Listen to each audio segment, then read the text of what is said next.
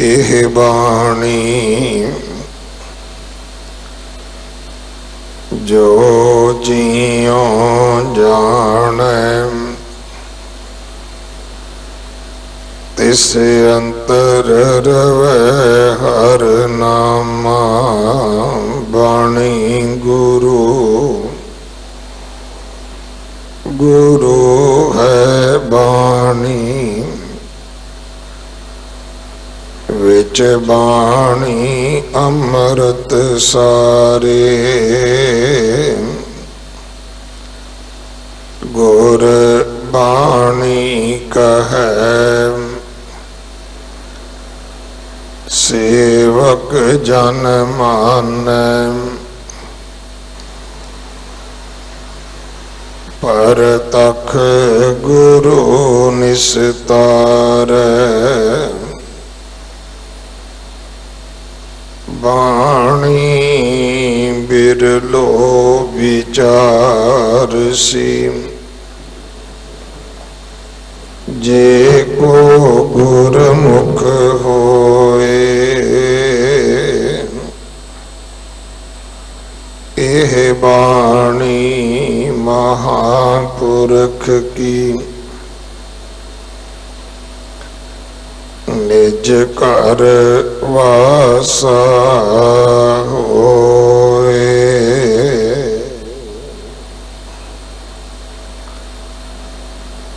सारंग महला पंजवा। जाकी राम नाम लेव लागी।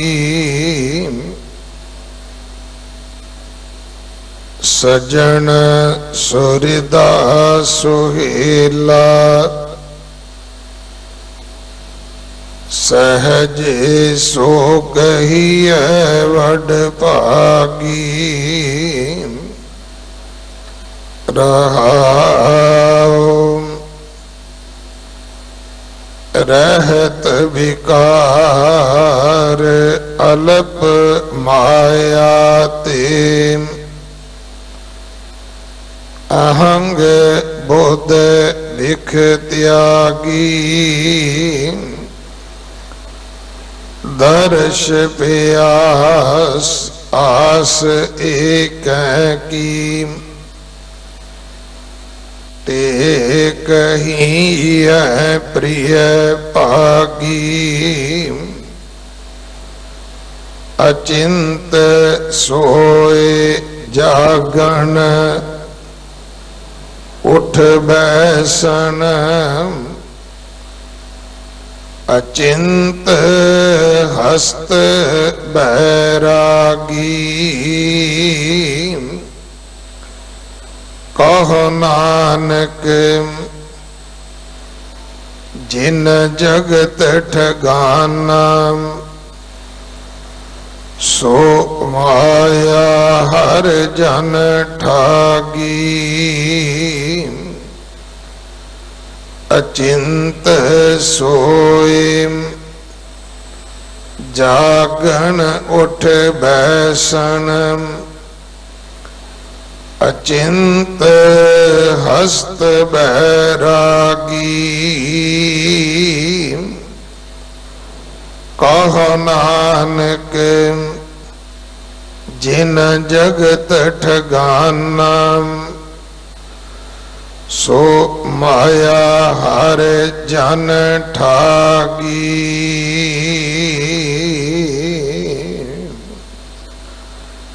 वाहिगुरु जी का खालसा वाहिगुरु जी की फतेह। इस पावन शब्द दी विचार जो 1217 अंग ते दर्ज है। ज्ञानी राजपाल सिंह जी खालसा आप जी को सरवण करवाउणगे। दमदमी टकसाल वाले महाराजा रणजीत सिंह जी की याद विच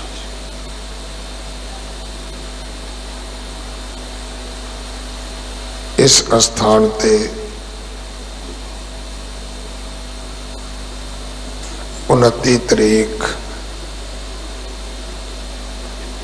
शाम ਨੂੰ 6 ਵਜੇ ਤੋਂ ਲੈ ਕੇ ਰਾਤ 11 ਵਜੇ ਤੱਕ विशेष गुरमत समागम होणगे। आप जी ने सेवा करके हाजरियां भर के गुरु कियां बख्शिशां प्राप्त करनियां। राजे सिखां विच बहुत होए ने, पर केवल एक महाराजा रणजीत सिंह है जिहदी याद बरसी पंथ मनाउंदा है।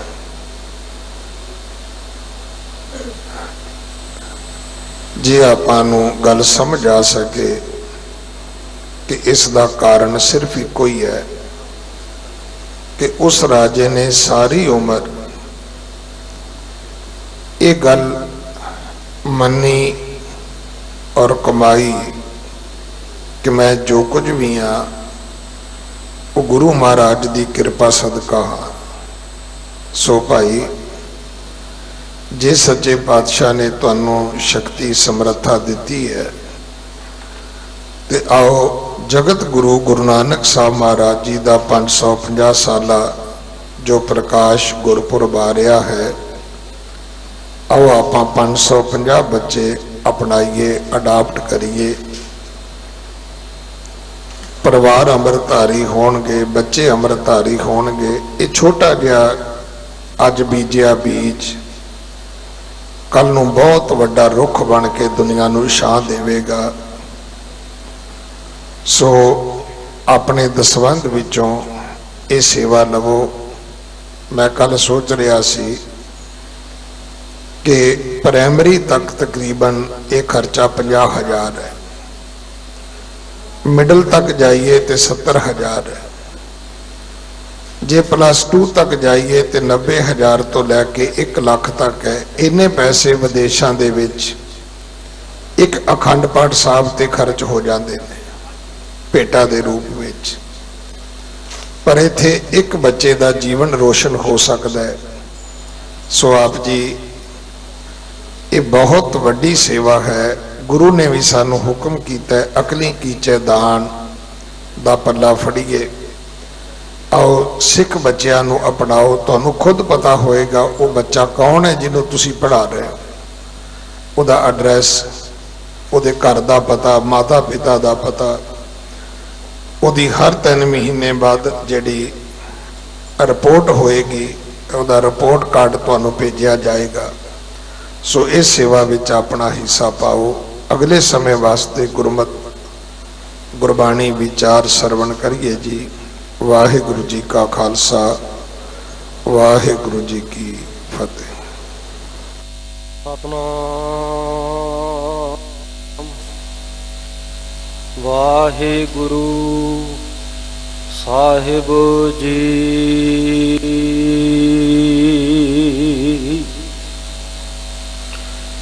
एकंकारा सतगुरु तेह प्रसाद सच होए। वाहिगुरु जी की फतेह। विघ्न विनाशन सोए।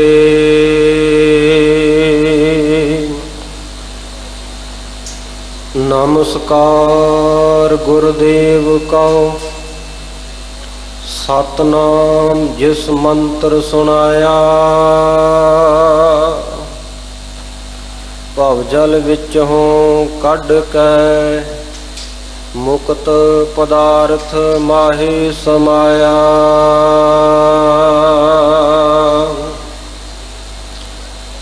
बाणी गुरु गुरु है बाणी विच बाणी अमृत सारे। गुरबाणी कहै सेवक जन मानै परतख गुरु निस्तारे। मूक उचरह शास्त्र खट पिंग गिरन चढ़ जाय। अंध लखै बदरो सुनै ਜੋ ਕਾਲ ਕਿਰਪਾ ਕਰਾਏ, ਸੋ ਕਹੋ ਟਲ ਗੁਰ ਸੇਵੀਐ, ਅਹਿਨਸ ਸਹਿਜ ਸੁਭਾਇ। ਦਰਸ਼ਨ ਪਰਸੈ ਗੁਰੂ ਕੈ, ਜਨਮ ਮਰਨ ਦੁਖ ਜਾਏ। ਦਰਸ਼ਨ ਪਰਸੈ ਗੁਰੂ ਕੈ, ਜਨਮ ਮਰਨ ਦੁਖ ਜਾਏ। ਵਾਹਿਗੁਰੂ ਜੀ ਕਾ ਖਾਲਸਾ, ਵਾਹਿਗੁਰੂ ਜੀ ਕੀ ਫਤਿਹ। ਪਾਤਤ ਪਾਵਨ ਭਗਤ ਵਛਲ ਕਿਰਪਾ ਦੇ ਖਜ਼ਾਨੇ ਸਤਿਗੁਰੂ ਜੁਗੋ ਜੁਗ ਅਟਲ। ਧੰਨ ਧੰਨ ਸਾਹਿਬ ਸ੍ਰੀ ਗੁਰੂ ਗ੍ਰੰਥ ਸਾਹਿਬ ਜੀ ਮਹਾਰਾਜ ਸੱਚੇ ਪਾਤਸ਼ਾਹ ਜੀ ਦੀ ਪਵਿੱਤਰ ਹਾਜ਼ਰ ਹਜ਼ੂਰੀ ਅੰਦਰ ਬਾਲਾ ਪ੍ਰੀਤਮ ਧੰਨ ਗੁਰੂ ਹਰਕ੍ਰਿਸ਼ਨ ਸਾਹਿਬ ਜੀ ਮਹਾਰਾਜ ਜੀ ਦੀ ਚਰਨ ਛੋਹ ਪ੍ਰਾਪਤ ਅਸਥਾਨ ਗੁਰਦੁਆਰਾ ਬੰਗਲਾ ਸਾਹਿਬ ਦੀ ਧਰਤੀ ਦੇ ਉੱਤੇ ਸਤਿਗੁਰੂ ਜੀ ਦੇ ਦਰਸ਼ਨ ਦੀਦਾਰ ਕਰਨ ਦਾ ਆਪਾਂ ਸਭਨਾਂ ਨੂੰ ਸੁਭਾਗ ਮਿਲ ਰਿਹਾ ਹੈ। ਸਾਹਿਬ ਜੀ ਨੇ ਕਿਰਪਾ ਕੀਤੀ ਹੈ, ਅੰਮ੍ਰਿਤ ਵੇਲੇ ਤੋਂ ਹੀ ਅਸਥਾਨ ਦੀ ਮਰਿਆਦਾ ਦੇ ਮੁਤਾਬਕ ਸਤਿਗੁਰੂ ਜੀ ਆਪਣੇ ਤਖਤ ਦੇ ਉੱਪਰ ਆ ਕਰਕੇ ਬਿਰਾਜਮਾਨ ਹੋਏ। ਕਿਰਪਾਲਤਾ ਕੀਤੀ ਹਜ਼ੂਰ ਨੇ, ਸੰਗਤਾਂ ਨੂੰ ਦਰਸ਼ਨ ਦੀਦਾਰੇ ਦੇ ਕਰਕੇ ਕਿਰਤਾਰਥ ਕਰ ਰਹੇ ਹਨ। ਉਪਰੰਤ ਆਪ ਜੀ ਨੇ ਰੱਬੀ ਬਾਣੀ, ਧੁਰ ਕੀ ਬਾਣੀ, ਆਸਾ ਦੀ ਵਾਰ ਦਾ ਸ਼ਬਦ ਕੀਰਤਨ ਗੁਰੂ ਕੇ ਪਿਆਰੇ ਰਾਗੀ ਸਿੰਘਾਂ ਦੀ ਰਸਨਾ ਤੋਂ ਸਰਵਣ ਕਰਕੇ ਆਨੰਦ ਮਾਣਿਆ ਹੈ, ਲਾਹਾ ਪ੍ਰਾਪਤ ਕੀਤਾ ਹੈ। ਸਤਿਗੁਰੂ ਜੀ ਦੀ ਪਵਿੱਤਰ ਬਾਣੀ ਦਾ ਕੀਰਤਨ, ਜਿਸ ਕੀਰਤਨ ਨੂੰ ਸਤਿਗੁਰੂ ਜੀ ਨੇ ਕਲਯੁਗ ਦੇ ਵਿੱਚ ਪ੍ਰਧਾਨਤਾ ਬਖਸ਼ਿਸ਼ ਕੀਤੀ ਹੈ। ਕਲਯੁਗ ਮਹਿ ਕੀਰਤਨ ਪ੍ਰਧਾਨਾ, ਗੁਰਮੁਖ ਜਪੀਐ ਲਾਏ ਧਿਆਨਾ। ਆਪ ਤਰੈ ਸਗਲੇ ਕੁਲ ਤਾਰੇ, ਹਰ ਦਰਗਹਿ ਪਤ ਸਿਓ ਜਾਏਦਾ। ਇਹ ਉਹ ਆਸਾ ਦੀ ਵਾਰ ਹੈ ਜੋ ਸਿੱਖ ਦੀਆਂ ਪੰਜ ਬਾਣੀਆਂ ਦੇ ਨਿਤਨੇਮ ਤੋਂ ਇਲਾਵਾ ਵੀ ਗੁਰੂ ਕੇ ਪਿਆਰੇ ਬੜੇ ਚਾਅ ਦੇ ਨਾਲ, ਬੜੇ ਹਰਸ਼ੋ ਹੁਲਾਸ, ਬੜੇ ਉਤਸ਼ਾਹ ਦੇ ਸਹਿਤ ਇਹ ਗੁਰੂ ਕੀ ਬਾਣੀ ਦਾ ਪਾਠ ਜਾਂ ਤਾਂ ਪਾਠ ਰੂਪ ਦੇ ਵਿੱਚ ਜਾਂ ਕੀਰਤਨ ਦੇ ਰੂਪ ਦੇ ਵਿੱਚ ਕਰਕੇ ਜਿਨ੍ਹਾਂ ਗੁਰਮੁਖਾਂ ਦੇ ਉੱਤੇ ਕਿਰਪਾ ਹੁੰਦੀ ਹੈ, ਉਹ ਆਪਣੇ ਨਿਤਨੇਮ ਨਿਯਮ ਦਾ ਹਿੱਸਾ ਬਣਾਉਂਦੇ ਆ ਇਸ ਨੂੰ। ਔਰ ਗੁਰੂ ਦਰਬਾਰ ਦੇ ਵਿੱਚ ਗੁਰੂ ਸਾਹਿਬਾਨਾਂ ਦੇ ਵੇਲੇ ਤੋਂ ਹੀ ਇਹ ਆਸਾ ਦੀ ਵਾਰ ਦਾ ਕੀਰਤਨ ਗੁਰੂ ਦਰਬਾਰ ਦੇ ਵਿੱਚ ਨਿਤਾ ਪ੍ਰਤੀ, ਔਰ ਇੱਥੋਂ ਤੱਕ ਕਿ ਮੈਦਾਨੇ ਜੰਗ ਦੇ ਵਿੱਚ ਵੀ ਸਰਸਾ ਨਦੀ ਦੇ ਕੰਢੇ ਦੇ ਉੱਤੇ ਪਰਿਵਾਰ ਵਿਛੋੜਾ ਜਿਸ ਵੇਲੇ ਹੋਇਆ, ਅੰਮ੍ਰਿਤ ਵੇਲਾ ਆਸਾ ਦੀ ਵਾਰ ਦੇ ਕੀਰਤਨ ਦਾ ਸਮਾਂ, ਤੇ ਸਤਿਗੁਰੂ ਜੀ ਨੇ ਚਲਦੀ ਜੰਗ ਦੇ ਦੌਰਾਨ ਵੀ ਆਸਾ ਦੀ ਵਾਰ ਦਾ ਕੀਰਤਨ ਦੇ ਨਿਯਮ ਦੇ ਵਿੱਚ ਫਰਕ ਨਹੀਂ ਪੈਣ ਦਿੱਤਾ। ਸੋ ਉਹ ਆਸਾ ਦੀ ਵਾਰ ਦਾ ਕੀਰਤਨ ਸਰਵਣ ਕੀਤਾ ਹੈ। ਉਪਰੰਤ ਜੋ ਨਿਤਾ ਪ੍ਰਤੀ ਦੇ ਨਿਯਮ ਦੇ ਮੁਤਾਬਕ ਸਤਿਗੁਰੂ ਜੀ ਦੇ ਇਸ ਅਸਥਾਨ ਦੇ ਉੱਤੇ ਗੁਰੂ ਕੀ ਬਾਣੀ ਦੀ ਲੜੀਵਾਰ ਕਥਾ, ਧੰਨ ਸ਼੍ਰੀ ਗੁਰੂ ਗ੍ਰੰਥ ਸਾਹਿਬ ਜੀ ਮਹਾਰਾਜ ਜੀ ਦੀ ਬਾਣੀ ਦੀ ਕਥਾ, ਗੁਰਮਤਿ ਦੀ ਵਿਚਾਰ, ਆਪ ਜੀ ਬੜੇ ਬੜੇ ਵਿਦਵਾਨ ਗਿਆਨੀ ਸਿੰਘਾਂ ਦੇ ਪਾਸੋਂ, ਮਹਾਂਪੁਰਖਾਂ ਦੇ ਪਾਸੋਂ ਨਿਤਾ ਪ੍ਰਤੀ ਸਰਵਣ ਕਰਦੇ ਹੋ। ਸੋ ਅੱਜ ਵੀ ਸਤਿਗੁਰੂ ਨੇ ਰਹਿਮਤ ਕੀਤੀ ਹੈ। ਇਹ ਕਥਾ ਕੀਰਤਨ ਸੁਖਦਾਈ ਦੋਵਾਂ ਦਾ ਹੀ ਸਾਨੂੰ ਸੁਭਾਗ ਮਿਲਿਆ। ਸੁਣ ਹਰ ਕਥਾ ਉਤਾਰੀ ਮੈਲ, ਮਹਾ ਪੁਨੀਤ ਭਏ ਸੁਖ ਸੈਲ। ਸੋ ਰੱਬੀ ਬਾਣੀ ਦਾ ਕੀਰਤਨ ਉਪਰੰਤ ਗੁਰੂ ਕੀ ਬਾਣੀ ਦੀ ਕਥਾ ਦਾ ਸਮਾਂ ਵੱਡਿਆਂ ਭਾਗਾਂ ਦੇ ਨਾਲ ਆਪਾਂ ਨੂੰ ਨਸੀਬ ਹੋਇਆ ਹੈ।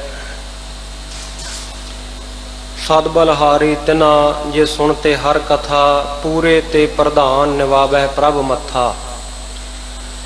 ਜਿਹੜੇ ਗੁਰੂ ਕੀ ਬਾਣੀ ਦੀ ਕਥਾ ਸਰਵਣ ਕਰਦਿਆਂ ਨਿਯਮ ਦੇ ਮੁਤਾਬਕ ਸਤਿਗੁਰੂ ਜੀ ਨੇ ਉਹਨਾਂ ਨੂੰ ਪ੍ਰਧਾਨ ਦੀ ਪਦਵੀ ਦਿੱਤੀ ਆ, ਪ੍ਰਧਾਨ ਦੀ। ਔਰ ਸਤਿਗੁਰੂ ਜੀ ਕਹਿੰਦੇ ਮੈਂ ਬਲਹਾਰ ਜਾਂਦਾ ਹਾਂ, ਕੁਰਬਾਨ ਜਾਂਦਾ ਹਾਂ ਉਹਨਾਂ ਤੋਂ ਜਿਹੜੇ ਹਰੀ ਦੀ ਕਥਾ, ਪਾਰ ਬ੍ਰਹਮ ਪਰਮੇਸ਼ਰ ਅਕਾਲ ਪੁਰਖ ਵਾਹਿਗੁਰੂ ਦੀ ਉਸਤਤ ਦੇ ਵਿੱਚ ਬੋਲੇ ਗਏ ਸ਼ਬਦਾਂ ਨੂੰ, ਅਲਫਾਜ਼ਾਂ ਨੂੰ ਪਿਆਰ ਦੇ ਨਾਲ ਸੁਣਦੇ ਹੈ। ਸੋ ਸਤਿਗੁਰੂ ਦੀ ਇਹ ਪਵਿੱਤਰ ਬਾਣੀ ਦੀ ਕਥਾ ਦਾ ਸ਼ਬਦ ਆਪ ਜੀ ਨੇ ਸਤਿਕਾਰਯੋਗ ਸਿੰਘ ਸਾਹਿਬ ਗਿਆਨੀ ਰਣਜੀਤ ਸਿੰਘ ਜੀ ਹੋਰਾਂ ਦੇ ਪਾਸੋਂ ਸਰਵਣ ਕੀਤਾ ਹੈ। ਉਪਰੰਤ ਜੋ ਬਾਲਾ ਪ੍ਰੀਤਮ ਜੀ ਨੇ ਆਪ ਰਹਿਮਤ ਕਰਕੇ ਆਪਣੇ ਇਸ ਅਸਥਾਨ ਦੇ ਉੱਤੇ ਅੱਜ ਦਾ ਜਿਹੜਾ ਸਮਾਂ ਹੈ ਆਪ ਜੀ ਦੀ ਸੇਵਾ ਕਰਨ ਦਾ ਕਥਾ ਗੁਰਮਤਿ ਵਿਚਾਰ ਰਾਹੀਂ ਬਖਸ਼ਿਸ਼ ਕੀਤਾ ਹੈ। ਸੋ ਆਓ ਆਪਾਂ ਬੜੇ ਪਿਆਰ ਦੇ ਨਾਲ ਗੁਰੂ ਕੀ ਬਾਣੀ ਦੀ ਕਥਾ ਨੂੰ ਸਰਵਣ ਕਰੀਏ। ਸਤਿਗੁਰੂ ਜੀ ਮਿਹਰ ਕਰਨ, ਜਿਹੜੇ ਗੂੰਗਿਆਂ ਤੋਂ ਗੀਤਾ ਦੇ ਅਰਥ ਕਰਵਾਉਣ ਵਾਲੇ ਹੈ ਔਰ ਕੀੜਾ ਥਾਪ ਦੇ ਪਾਤਸ਼ਾਹੀ ਦੀਆਂ ਬਖਸ਼ਿਸ਼ਾਂ ਕਰਨ ਵਾਲੇ ਹਨ। ਸੋ ਸਤਿਗੁਰੂ ਗੁਰੂ ਹਰਕ੍ਰਿਸ਼ਨ ਸਾਹਿਬ ਮਹਾਰਾਜ ਆਪ ਵਿੱਚ ਵਰਤ ਕੇ ਆਪ ਸੰਗਤਾਂ ਦੇ ਚਰਨਾਂ ਦੀ ਸੇਵਾ ਕਰਵਾਉਣ। ਆਓ ਬੜੇ ਪਿਆਰ ਦੇ ਨਾਲ ਮਨ ਬਿਰਤੀਆਂ ਨੂੰ ਇਕਾਗਰ ਕਰੀਏ। ਮਨ ਬਿਰਤੀਆਂ ਦੀ ਇਕਾਗਰਤਾ ਦੇ ਲਈ ਇੱਕ ਵਾਰ ਫਿਰ ਉਚਾਰਨ ਕਰੀਏ ਜੀ, ਸਤਨਾਮ ਸ਼੍ਰੀ ਵਾਹਿਗੁਰੂ ਜੀ। ਸਾਰਗ ਮਹੱਲਾ ਪੰਜਵਾ। ਅੱਜ ਦਾ ਜੋ ਪਾਵਨ ਪਵਿੱਤਰ ਸ਼ਬਦ ਹੈ, ਧੰਨ ਧੰਨ ਸਾਹਿਬ ਸ੍ਰੀ ਗੁਰੂ ਗ੍ਰੰਥ ਸਾਹਿਬ ਮਹਾਰਾਜ ਜੀ ਦੇ 1200 ਅਤੇ 17 ਅੰਗ ਦੇ ਉੱਪਰ ਇਹ ਪਵਿੱਤਰ ਸ਼ਬਦ ਸ਼ੋਭਾਇਮਾਨ ਹੈ। ਸਾਰਗ ਰਾਗ ਹੈ, ਕਿਉਂਕਿ ਵੱਖ-ਵੱਖ ਰਾਗਾਂ ਦੇ ਵਿੱਚ ਔਰ ਰਾਗਾਂ ਤੋਂ ਬਾਹਰੀ ਵੀ ਸਤਿਗੁਰੂ ਜੀ ਨੇ ਬਾਣੀ ਜੋ ਉਚਾਰਨ ਕੀਤੀ ਹੈ, ਤੇ ਸਾਰੀ ਬਾਣੀ ਦਾ ਸੰਕਲਨ ਸੰਪਾਦਨ ਸਤਿਗੁਰੂ ਜੀ ਨੇ ਆਪਣੀ ਦੇਖ ਰੇਖ ਹੇਠ ਧੰਨ ਗੁਰੂ ਅਰਜਨ ਦੇਵ ਮਹਾਰਾਜ ਸੱਚੇ ਪਾਤਸ਼ਾਹ ਜੀ ਨੇ ਆਪ ਕਰਵਾਇਆ ਹੈ। ਸਾਰਗ ਰਾਗ ਹੈ ਔਰ ਮਹੱਲਾ ਪੰਜਵਾ। ਜਿਸ ਸਤਿਗੁਰੂ ਜੀ ਨੇ ਇਹ ਬਾਣੀ ਦਾ ਸੰਕਲਨ ਕਰਵਾਇਆ, ਸੰਪਾਦਨ ਕਰਵਾਇਆ, ਉਹਨਾਂ ਹੀ ਸਤਿਗੁਰੂ ਸਾਹਿਬ ਜੀ ਦਾ ਇਹ ਵਾਕ, ਇਹ ਸ਼ਬਦ ਅੱਜ ਦੀ ਕਥਾ ਵਿਚਾਰ ਵਿੱਚ ਆਪਾਂ ਵਿਚਾਰਾਂਗੇ। ਸੋ ਸਤਿਗੁਰੂ ਜੀ ਨੇ ਮਿਹਰ ਕਰਕੇ, ਕਿਰਪਾ ਕਰਕੇ 31 ਰਾਗਾਂ ਦੇ ਵਿੱਚ ਇਹ ਗੁਰੂ ਕੀ ਬਾਣੀ ਵੱਖ-ਵੱਖ ਤਰਤੀਬਾਂ ਦੇ ਮੁਤਾਬਕ ਸਤਿਗੁਰੂ ਜੀ ਨੇ ਆਪ ਆਪਣੀ ਦੇਖ ਰੇਖ ਦੇ ਵਿੱਚ ਸੰਪਾਦਨਾ ਕਰਵਾਈ। ਸ੍ਰੀ ਰਾਗ ਤੋਂ ਲੈ ਕੇ ਜੈਜਾਵੰਤੀ ਰਾਗ ਤੱਕ 31 ਰਾਗ ਔਰ ਸਾਰਗ ਰਾਗ ਦਾ ਅੱਜ ਇਹ ਸ਼ਬਦ ਹੈ। ਕਿਸੇ ਵਿਦਵਾਨ ਮਹਾਂਪੁਰਖ ਨੇ, ਗੁਰਸਿੱਖ ਪਿਆਰੇ ਨੇ ਬੜੀ ਸ਼ਰਧਾ ਭਾਵਨਾ ਦੇ ਵਿੱਚ ਆ ਕਰਕੇ ਬਚਨ ਲਿਖੇ ਹੈ ਗੁਰੂ ਅਰਜਨ ਦੇਵ ਮਹਾਰਾਜ ਜੀ ਦੀ ਮਹਿਮਾ ਦੇ ਵਿੱਚ। ਧੰਨ ਕਹੋ ਗੁਰੂ ਅਰਜਨ ਕਹੋ, ਜਿਨ ਨਾਮ ਕਾ ਖੋਲ ਦਿਖਾਇਓ ਖਜ਼ਾਨਾ। ਰਾਗਨ ਹੀ ਰਾਗਨ ਮੈਂ ਸ਼ਬਦ ਬਣਾਏ ਕੈ, ਗ੍ਰੰਥ ਕੀਓ ਹੈ ਸੁਮੇਰ ਸਮਾਨਾ। ਦੁਨੀਆ ਦੇ ਵਿੱਚ ਪਹਾੜ ਬਹੁਤ ਹੈ, ਪਰ ਸਾਰਿਆਂ ਤੋਂ ਸਿਰਮੌਰ ਪਹਾੜ ਸੁਮੇਰ ਪਰਬਤ ਨੂੰ ਮੰਨਿਆ ਜਾਂਦਾ ਹੈ। ਇਸੇ ਤਰ੍ਹਾਂ ਦੁਨੀਆ ਵਿੱਚ ਗ੍ਰੰਥ ਬਹੁਤ ਨੇ, ਵੱਖ-ਵੱਖ ਧਰਮਾਂ ਦੇ ਧਾਰਮਿਕ ਗ੍ਰੰਥ ਸਾਰੇ ਸਤਿਕਾਰਯੋਗ ਹੈ। ਉਹਨਾਂ ਦਾ ਅਕੀਦਾ, ਉਹਨਾਂ ਧਰਮਾਂ ਦੇ ਪੈਰੋਕਾਰਾਂ ਨੂੰ ਮੁਬਾਰਕ। ਪਰ ਧੰਨ ਸ਼੍ਰੀ ਗੁਰੂ ਗ੍ਰੰਥ ਸਾਹਿਬ ਮਹਾਰਾਜ ਜੀ ਦੀ ਬਾਣੀ ਦੁਨੀਆ ਦੇ ਉੱਤੇ ਇੱਕੋ ਇੱਕ ਐਸਾ ਗ੍ਰੰਥ ਹੈ ਜੋ ਕਿਸੇ ਇੱਕ ਧਰਮ ਦਾ ਨਾ ਹੋ ਕਰਕੇ ਸਰਬ ਸਾਂਝਾ ਗ੍ਰੰਥ ਹੈ। ਔਰ ਸਿਰਫ ਗ੍ਰੰਥ ਹੀ ਨਹੀਂ, ਨਾਲ ਨਾਲ ਸਾਡਾ ਇਸ਼ਟ ਗੁਰੂ ਵੀ ਹੈ। ਤੇ ਗੁਰੂ ਵੀ ਇਹ ਨਹੀਂ ਕਿ ਅੱਜ ਗੁਰੂ ਨੂੰ ਗੁਰਤਾ ਗੱਦੀ ਦਿੱਤੀ ਤੇ ਕੱਲ ਨੂੰ ਉਹ ਗੁਰੂ ਚੜ੍ਹਾਈ ਕਰ ਜਾਵੇ, ਪਰਸੋਂ ਨੂੰ ਫੇਰ ਜਿਵੇਂ ਡੇਰੇਦਾਰਾਂ ਦੇ ਵਿੱਚ ਪਰੰਪਰਾਵਾਂ ਪ੍ਰਪਾਟੀਆਂ ਚੱਲਦੀਆਂ। ਸਾਡਾ ਇਹ ਗੁਰੂ ਧੰਨ ਸ਼੍ਰੀ ਗੁਰੂ ਗ੍ਰੰਥ ਸਾਹਿਬ ਮਹਾਰਾਜ ਜੁਗੋ ਜੁਗ ਅਟਲ ਗੁਰੂ ਹੈ। ਸੋ ਗੁਰੂ ਅਰਜਨ ਦੇਵ ਮਹਾਰਾਜ ਸੱਚੇ ਪਾਤਸ਼ਾਹ ਨੇ ਕਿਰਪਾ ਕੀਤੀ ਹੈ। ਦੁਨੀਆ ਦੇ ਗ੍ਰੰਥਾਂ ਦੇ ਵਿੱਚੋਂ ਸਿਰਮੌਰ ਗ੍ਰੰਥ ਧੰਨ ਸ਼੍ਰੀ ਗੁਰੂ ਗ੍ਰੰਥ ਸਾਹਿਬ ਜੀ ਮਹਾਰਾਜ ਜੀ ਦੀ ਰਚਨਾ ਵੱਖ-ਵੱਖ ਰਾਗਾਂ ਦੇ ਵਿੱਚ ਔਰ ਬੜੀ ਹੀ ਤਰਤੀਬ ਦੇ ਮੁਤਾਬਕ ਗੁਰੂ ਸਾਹਿਬਾਨਾਂ ਦੀ ਬਾਣੀ, ਆਪਣੀ ਬਾਣੀ ਔਰ ਵੱਖ-ਵੱਖ ਜਾਤਾਂ, ਧਰਮਾਂ, ਫਿਰਕਿਆਂ ਦੇ ਸੰਤਾਂ, ਮਹਾਂਪੁਰਖਾਂ, ਭਗਤਾਂ, ਭੱਟਾਂ, ਗੁਰਸਿੱਖਾਂ ਦੀ ਬਾਣੀ ਨੂੰ ਵਿਸ਼ੇਸ਼ ਜਗ੍ਹਾ ਦਿੱਤੀ ਹੈ, ਵਿਸ਼ੇਸ਼ ਆਦਰ ਸਤਕਾਰ ਦਿੱਤਾ ਹੈ ਧੰਨ ਗੁਰੂ ਗ੍ਰੰਥ ਸਾਹਿਬ ਮਹਾਰਾਜ ਜੀ ਦੀ ਬਾਣੀ ਵਿੱਚ। ਸੋ ਸਾਰਗ ਰਾਗ ਦੇ ਵਿੱਚ ਪੰਚਮ ਪਾਤਸ਼ਾਹ ਧੰਨ ਸ਼੍ਰੀ ਗੁਰੂ ਅਰਜਨ ਦੇਵ ਮਹਾਰਾਜ ਉਚਾਰਨ ਕਰਦੇ ਹਨ, ਜਾ ਕੀ RAM ਨਾਮ ਲਿਵ ਲਾਗੀ। ਜਿਨ੍ਹਾਂ ਵੱਡਿਆਂ ਭਾਗਾਂ ਵਾਲੇ ਗੁਰਮੁਖਾਂ ਦੀ RAM ਨਾਮ ਦੇ ਵਿੱਚ, ਰੱਬ ਦੇ ਨਾਮ ਦੇ ਵਿੱਚ, ਰਮੇ ਹੋਏ ਪਰਮੇਸ਼ਰ ਵਾਹਿਗੁਰੂ ਦੇ ਨਾਮ ਦੇ ਵਿੱਚ ਲਿਵ ਬਿਰਤੀ ਲੱਗ ਗਈ, ਲਗਨ ਲੱਗ ਗਈ, ਮਨ ਦੀ ਇਕਾਗਰਤਾ ਬਣ ਗਈ। ਤਿਨਾਂ ਦੀ ਮਨੋਦਸ਼ਾ, ਤਿਨਾਂ ਦੀ ਅਵਸਥਾ ਨੂੰ, ਉਹਨਾਂ ਦੇ ਜੀਵਨ ਨੂੰ ਸਤਿਗੁਰ ਸੱਚੇ ਪਾਤਸ਼ਾਹ ਜੀ ਅੱਜ ਦੇ ਇਸ ਸ਼ਬਦ ਦੇ ਵਿੱਚ ਬਿਆਨ ਕਰ ਰਹੇ ਹੈ। ਕਿਸ ਤਰ੍ਹਾਂ ਦੇ ਗੁਣ ਉਹਨਾਂ ਦੇ ਜੀਵਨ ਵਿੱਚ ਆ ਜਾਂਦੇ ਹੈ, ਕਿਸ ਤਰ੍ਹਾਂ ਦਾ ਬਣ ਜਾਂਦਾ ਹੈ ਉਹਨਾਂ ਦਾ ਜੀਵਨ, ਉਹਨਾਂ ਦੀ ਜੀਵਨ ਚਰਿਆ, ਕਿਸ ਤਰ੍ਹਾਂ ਦਾ ਉਹਨਾਂ ਦਾ ਜ਼ਿੰਦਗੀ ਜਿਉਣ ਦਾ ਢੰਗ ਬਣ ਜਾਂਦਾ ਹੈ, ਕਿਸ ਤਰ੍ਹਾਂ ਦੇ ਗੁਣ ਉਹਨਾਂ ਦੇ ਜ਼ਿੰਦਗੀ ਦੇ ਵਿੱਚ ਆਉਂਦੇ ਹੈ। ਆਪਾਂ ਨੂੰ ਕਿਸ ਤਰ੍ਹਾਂ ਦੇ ਲੱਛਣ ਦੇਖ ਕੇ ਪਤਾ ਲੱਗਦਾ ਹੈ ਕਿ ਇਹ ਗੁਰੂ ਕੇ ਪਿਆਰੇ ਦੀ ਪਰਮੇਸ਼ਰ ਦੇ ਚਰਨਾਂ ਦੇ ਨਾਲ ਲਿਵ ਲੱਗੀ ਹੋਈ ਹੈ। ਉਹ ਸਾਰਾ ਹੀ ਇਸ ਸ਼ਬਦ ਦੇ ਵਿੱਚ ਸਤਿਗੁਰੂ ਜੀ ਦੱਸ ਰਹੇ ਹੈ, ਜਾ ਕੀ RAM ਨਾਮ ਲਿਵ ਲਾਗੀ। ਰਾਮ ਇੱਥੇ ਸਾਧ ਸੰਗਤ ਜੀ ਕਿਸੇ ਦੇਵੀ ਦੇਵਤੇ ਦਾ ਨਾਂ ਨਹੀਂ ਹੈ। RAM ਤੋਂ ਭਾਵ ਆਪਾਂ ਗੁਰਬਾਣੀ ਦੇ ਵਿੱਚ ਯਥਾ ਪ੍ਰਕਰਨ ਤਥਾ ਅਰਥਾਂ ਦੇ ਮੁਤਾਬਕ ਕਈ ਜਗ੍ਹਾ ਰਾਜੇ ਦਸ਼ਰਥ ਦੇ ਪੁੱਤਰ ਰਾਮਚੰਦਰ ਜੀ ਦਾ ਵੀ ਜ਼ਿਕਰ ਆਇਆ, ਔਰ ਜ਼ਿਆਦਾਤਰ ਬਹੁਤਾਤ ਦੇ ਵਿੱਚ RAM ਸ਼ਬਦ ਰਮੇ ਹੋਏ ਵਾਹਿਗੁਰੂ ਨੇ, ਰਮਣ ਰਾਮ ਤੇ RAM ਕਹਾਇਓ, ਜਿਹੜਾ ਹਰ ਜਗ੍ਹਾ ਦੇ ਉੱਤੇ ਵਿਆਪਕ ਹੈ, ਰਮਿਆ ਹੋਇਆ ਹੈ, ਜਿਹਦੀ ਸੱਤਾ ਹਰ ਜ਼ਰਰੇ ਜ਼ਰਰੇ ਦੇ ਵਿੱਚ ਸਭ ਗੋਬਿੰਦ ਹੈ, ਸਭ ਗੋਬਿੰਦ ਹੈ, ਗੋਬਿੰਦ ਬਿਨ ਨਹੀਂ ਕੋਈ, ਜੋ ਹਰ ਜਗ੍ਹਾ ਦੇ ਉੱਤੇ ਰਮਿਆ ਹੋਇਆ ਹੈ। ਸੋ ਉਸ ਅਕਾਲ ਪੁਰਖ ਵਾਹਿਗੁਰੂ ਰਮੇ ਹੋਏ RAM ਦੇ ਨਾਮ ਦੇ ਵਿੱਚ ਜਿਨ੍ਹਾਂ ਦੀ ਲਿਵ ਲੱਗ ਗਈ, ਕਿਉਂਕਿ ਲਿਵ ਸਾਡੀ ਟੁੱਟੀ ਹੋਈ ਹੈ ਤੇ ਇਹਨੂੰ ਦੁਬਾਰਾ ਗੁਰੂ ਕਿਰਪਾ ਦੁਆਰਾ ਹੀ ਲਾਇਆ ਜਾ ਸਕਦਾ, ਵਿਸ਼ੇਸ਼ ਯਤਨਾਂ ਦੇ ਨਾਲ ਵੀ ਨਹੀਂ। ਗੁਰੂ ਕਿਰਪਾ ਕਰੇ ਤਾਂ ਹੀ ਇਹ ਲਿਵ ਲੱਗ ਸਕਦੀ ਹੈ, ਕਿਉਂਕਿ ਟੁੱਟ ਗਈ ਸੀ ਇਹ ਲਿਵ। ਜਿੱਥੇ ਗੁਰਬਾਣੀ ਵਿੱਚ ਆਪਾਂ ਸ਼ਬਦ ਪੜ੍ਹਦੇ ਹਾਂ ਕਿ ਮਾਤਾ ਦੇ ਉਦਰ ਦੇ ਵਿੱਚ, ਮਾਤਾ ਦੇ ਪੇਟ ਦੇ ਵਿੱਚ, ਗਰਭ ਦੇ ਵਿੱਚ ਜਿਸ ਵੇਲੇ ਬੱਚਾ ਟਿਕਿਆ ਹੁੰਦਾ ਹੈ ਤੇ ਉਸ ਵੇਲੇ ਉਹਦੀ ਰੱਖਿਆ ਵਾਹਿਗੁਰੂ ਦਾ ਨਾਮ ਕਰਦਾ ਹੈ। ਮਾਤ ਗਰਭ ਮਹਿ ਆਪਨ ਸਿਮਰਨ ਦੇ ਤਹਿ ਤੁਮ ਰਾਖਨ ਹਾਰੇ। ਵਾਹਿਗੁਰੂ ਨੇ ਆਪਣਾ ਸਿਮਰਨ ਦੇ ਕਰਕੇ, ਆਪਣੀ ਯਾਦ ਦੇ ਕਰਕੇ, ਆਪਣਾ ਨਾਮ ਦੇ ਕੇ ਜਿਹੜੀ ਮਹਾ ਭਿਆਨਕ ਅਗਨ ਹੈ ਉਹਦੇ ਵਿੱਚ ਇਹ ਜੀਵ ਦੀ ਰੱਖਿਆ ਕੀਤੀ ਹੈ। ਤੇ ਉਸ ਵੇਲੇ ਸਾਡੀ ਬਿਰਤੀ, ਉਸ ਵੇਲੇ ਸਾਡੀ ਲਿਵ ਇੱਕ ਤਾਰ ਉਸ ਵਾਹਿਗੁਰੂ ਦੇ ਨਾਲ ਜੁੜੀ ਹੁੰਦੀ ਹੈ। ਔਰ ਐਸੀ ਭਿਆਨਕ ਅਗਨ ਦੇ ਵਿੱਚ ਗੁਰੂ ਕੀ ਬਾਣੀ ਦੇ ਮੁਤਾਬਕ ਇਹ ਜੀਵ ਪਰਮੇਸ਼ਰ ਦੇ ਨਾਲ ਇਕਰਾਰ ਵੀ ਕਰਦਾ ਹੈ ਕਿ ਮੈਨੂੰ ਇਸ ਗਰਭ ਅਗਨ ਦੇ ਵਿੱਚੋਂ ਬਾਹਰ ਕੱਢ ਤੇ ਸਾਰੀ ਜ਼ਿੰਦਗੀ ਭਰ, ਸਾਰੀ ਉਮਰ ਭਰ, ਜੀਵਨ ਪਰਯੰਤ ਤੇਰਾ ਇਹ ਸਿਮਰਨ ਕਰਦਾ ਰਵਾਂਗਾ, ਤੇਰਾ ਧੰਨਵਾਦੀ ਹੋਵਾਂਗਾ, ਤੇਰਾ ਸਿਮਰਨ, ਤੇਰੀ ਯਾਦ ਵਿੱਚ ਸਾਰੀ ਜ਼ਿੰਦਗੀ ਲੰਘਾ ਦੇਵਾਂਗਾ।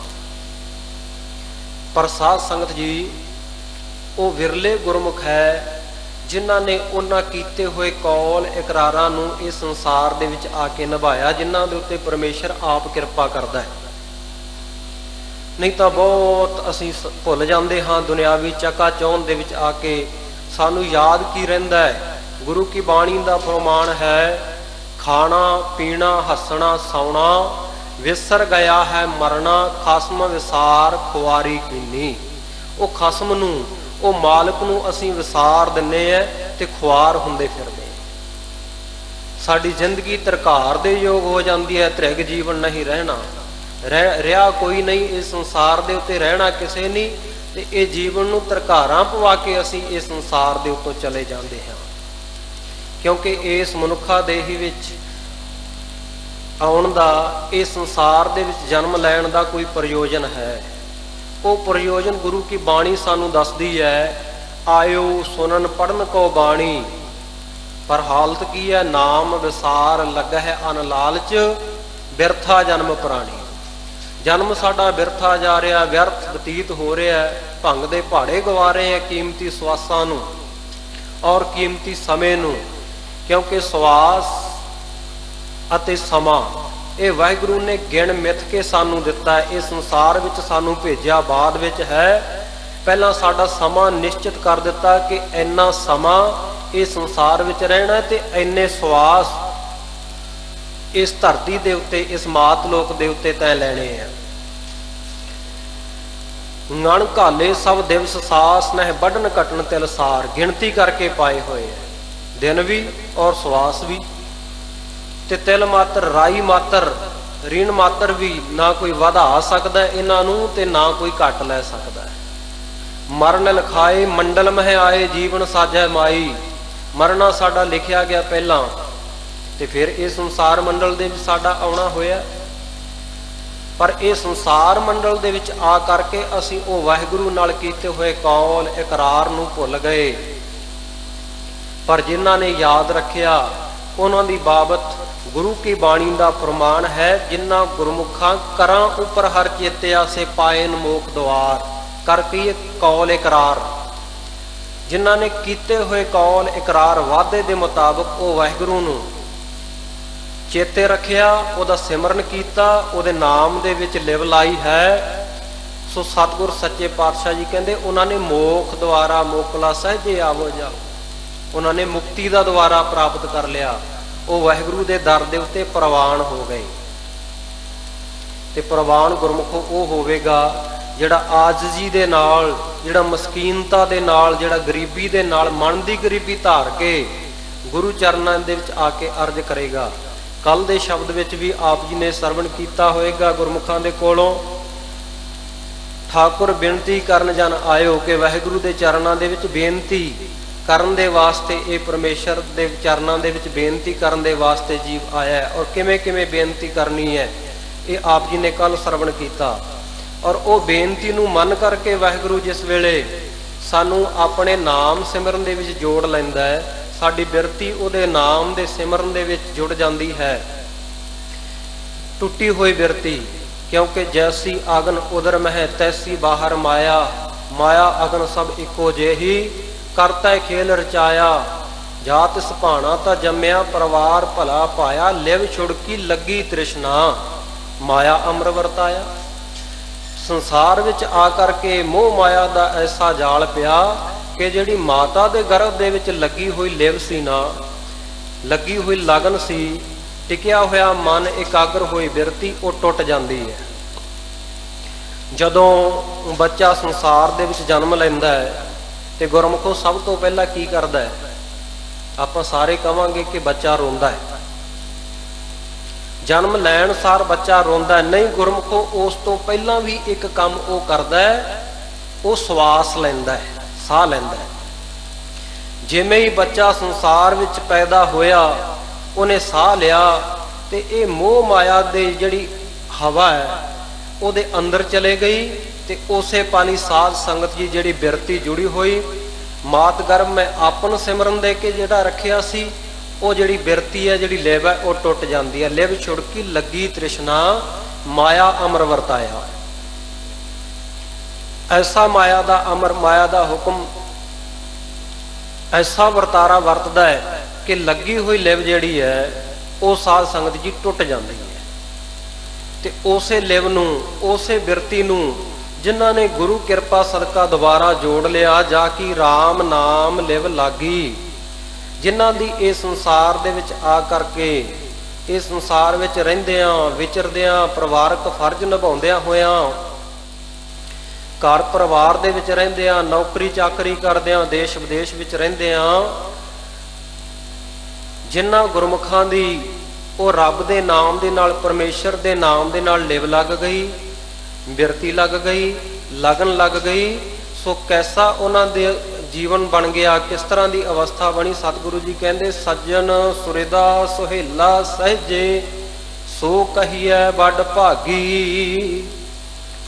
ਉਹ ਗੁਰਮੁਖ ਫਿਰ ਸਾਧ ਸੰਗਤ ਜੀ ਸੱਜਣ ਬਣ ਗਏ। ਸੱਜਣ ਵਾਹਿਗੁਰੂ ਪਰਮੇਸ਼ਰ ਦੇ ਸੱਜਣ ਬਣ ਜਾਂਦੇ ਆ, ਸਖੇ ਬਣ ਜਾਂਦੇ ਆ, ਦੋਸਤ ਮਿੱਤਰ ਬਣ ਜਾਂਦੇ ਆ। ਔਰ ਸੱਜਣ ਤਾਂ ਸਾਡੇ ਵੀ ਦੁਨੀਆ ਵਿੱਚ ਬਹੁਤ ਬਣਦੇ ਹੈ। ਬਹੁਤ ਮਿੱਤਰਤਾ ਸਾਡੀ, ਬੜੇ ਕਲੋਜ਼ ਫਰੈਂਡ ਆਪਾਂ ਕਹਿੰਦੇ ਹਾਂ। ਤੇ ਅੱਜ ਕੱਲ੍ਹ ਤਾਂ ਗੁਰਮੁਖ ਪਿਆਰਿਓ ਜੋ ਸੋਸ਼ਲ ਮੀਡੀਆ ਦਾ ਯੁੱਗ ਹੈ, ਤੇ ਸਾਡੀਆਂ ਤਾਂ ਫਰੈਂਡ ਲਿਸਟਾਂ ਭਰ ਭਰ ਕੇ ਤੇ ਕਈ ਆਈਡੀਆਂ ਲੋਕ ਬਣਾਈ ਫਿਰਦੇ ਹੈ। ਕਈ ਪੇਜਾਂ ਦੇ ਉੱਤੇ ਬੜੇ ਸੱਜਣ ਮਿੱਤਰ ਜੁੜੇ ਹੁੰਦੇ ਆ ਸਾਡੇ ਨਾਲ, ਪਰ ਉਹ ਸਾਥ ਨਿਭਾਉਣ ਵਾਲੇ ਨਹੀਂ। ਅਸਲ ਸੱਜਣ ਕੌਣ ਹੈ?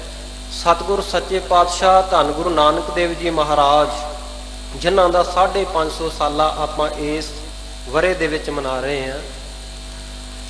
ਤਲੰਬਾ ਦਾ ਵਾਸੀ ਜਿਹੜਾ ਸੱਜਣ ਠੱਗ ਸੀ, ਉਸ ਦੇ ਪਰਥਾਏ ਜੋ ਸਤਿਗੁਰੂ ਜੀ ਨੇ ਸ਼ਬਦ ਉਚਾਰਨ ਕੀਤਾ ਗੁਰੂ ਕੀ ਬਾਣੀ ਵਿੱਚ, ਉਹਦੇ ਵਿੱਚ ਦੱਸਿਆ ਕਿ ਅਸਲ ਸੱਜਣ ਕੌਣ ਹੈ।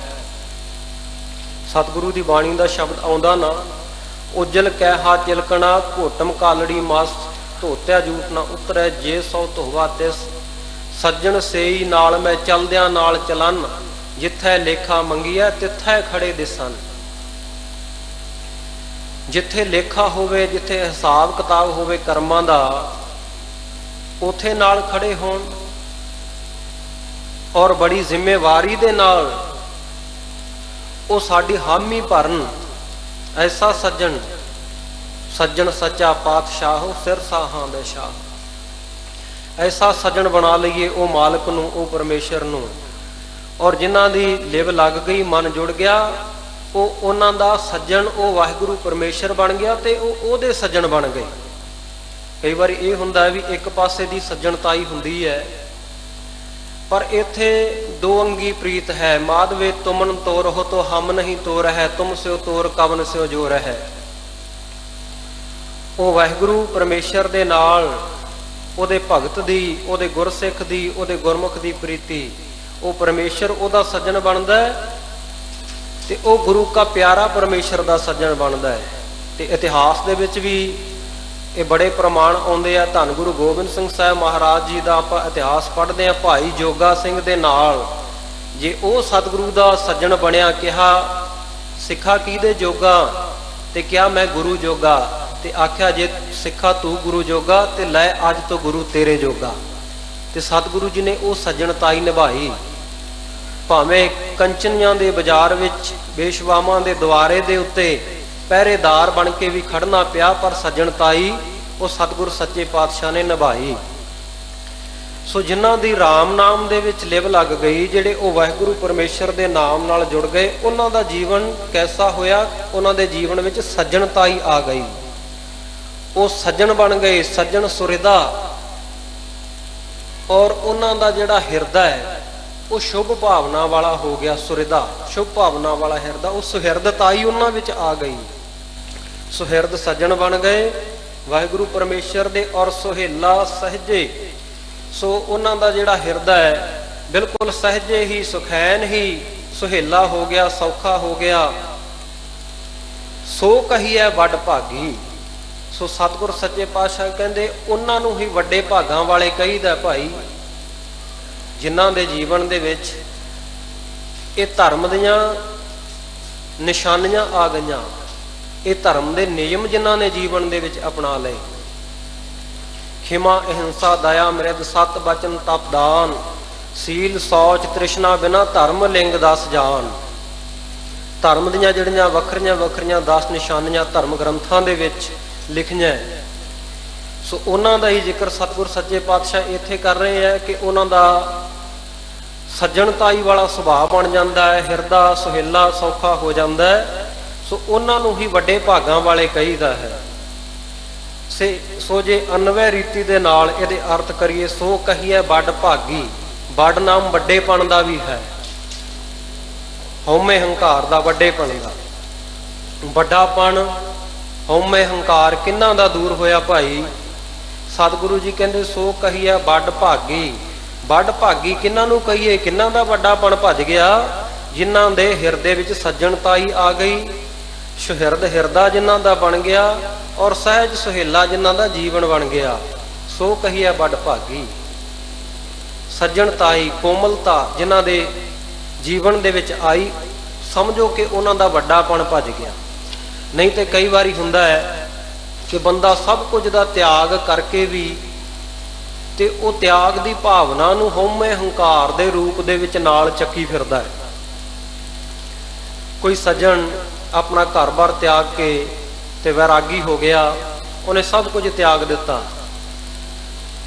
ਪਰ ਜਿੱਥੇ ਵੀ ਕਥਾ ਕਰਨ ਜਾਇਆ ਕਰੇ ਉੱਥੇ ਲੋਕਾਂ ਨੂੰ ਦੱਸਦਾ ਫਿਰੇ, ਕਹਿੰਦਾ ਇਹ ਦੁਨੀਆ ਦੇ ਲੋਕੋ, ਇਹ ਮੈਨੂੰ ਸੁਣਨ ਵਾਲਿਓ, ਸੱਜਣੋ, ਕਿਤੇ ਇਹ ਨਾ ਸਮਝ ਲੈਣਾ ਕਿ ਮੈਂ ਕਿਸੇ ਦੁੱਖ ਦਾ ਮਾਰਿਆ ਇਹ ਚੋਲਾ ਪਾ ਕੇ ਸਾਧ ਬਣ ਗਿਆ। ਨਾਰ ਮੋਈ ਘਰ ਸੰਪਤ ਨਾਸੀ, ਮੁੰਡਿਆ ਮੂੰਡ ਭਇਓ ਸੰਨਿਆਸੀ। ਐਸੀ ਅਵਸਥਾ ਨਹੀਂ। ਮੇਰਾ ਬੜਾ ਚੰਗਾ ਤਕੜਾ ਘਰ-ਬਾਰ ਸੀ, ਮੈਂ ਸਭ ਕਾਸੇ ਨੂੰ ਲੱਤ ਮਾਰ ਕੇ ਸਾਧ ਬਣਿਆ।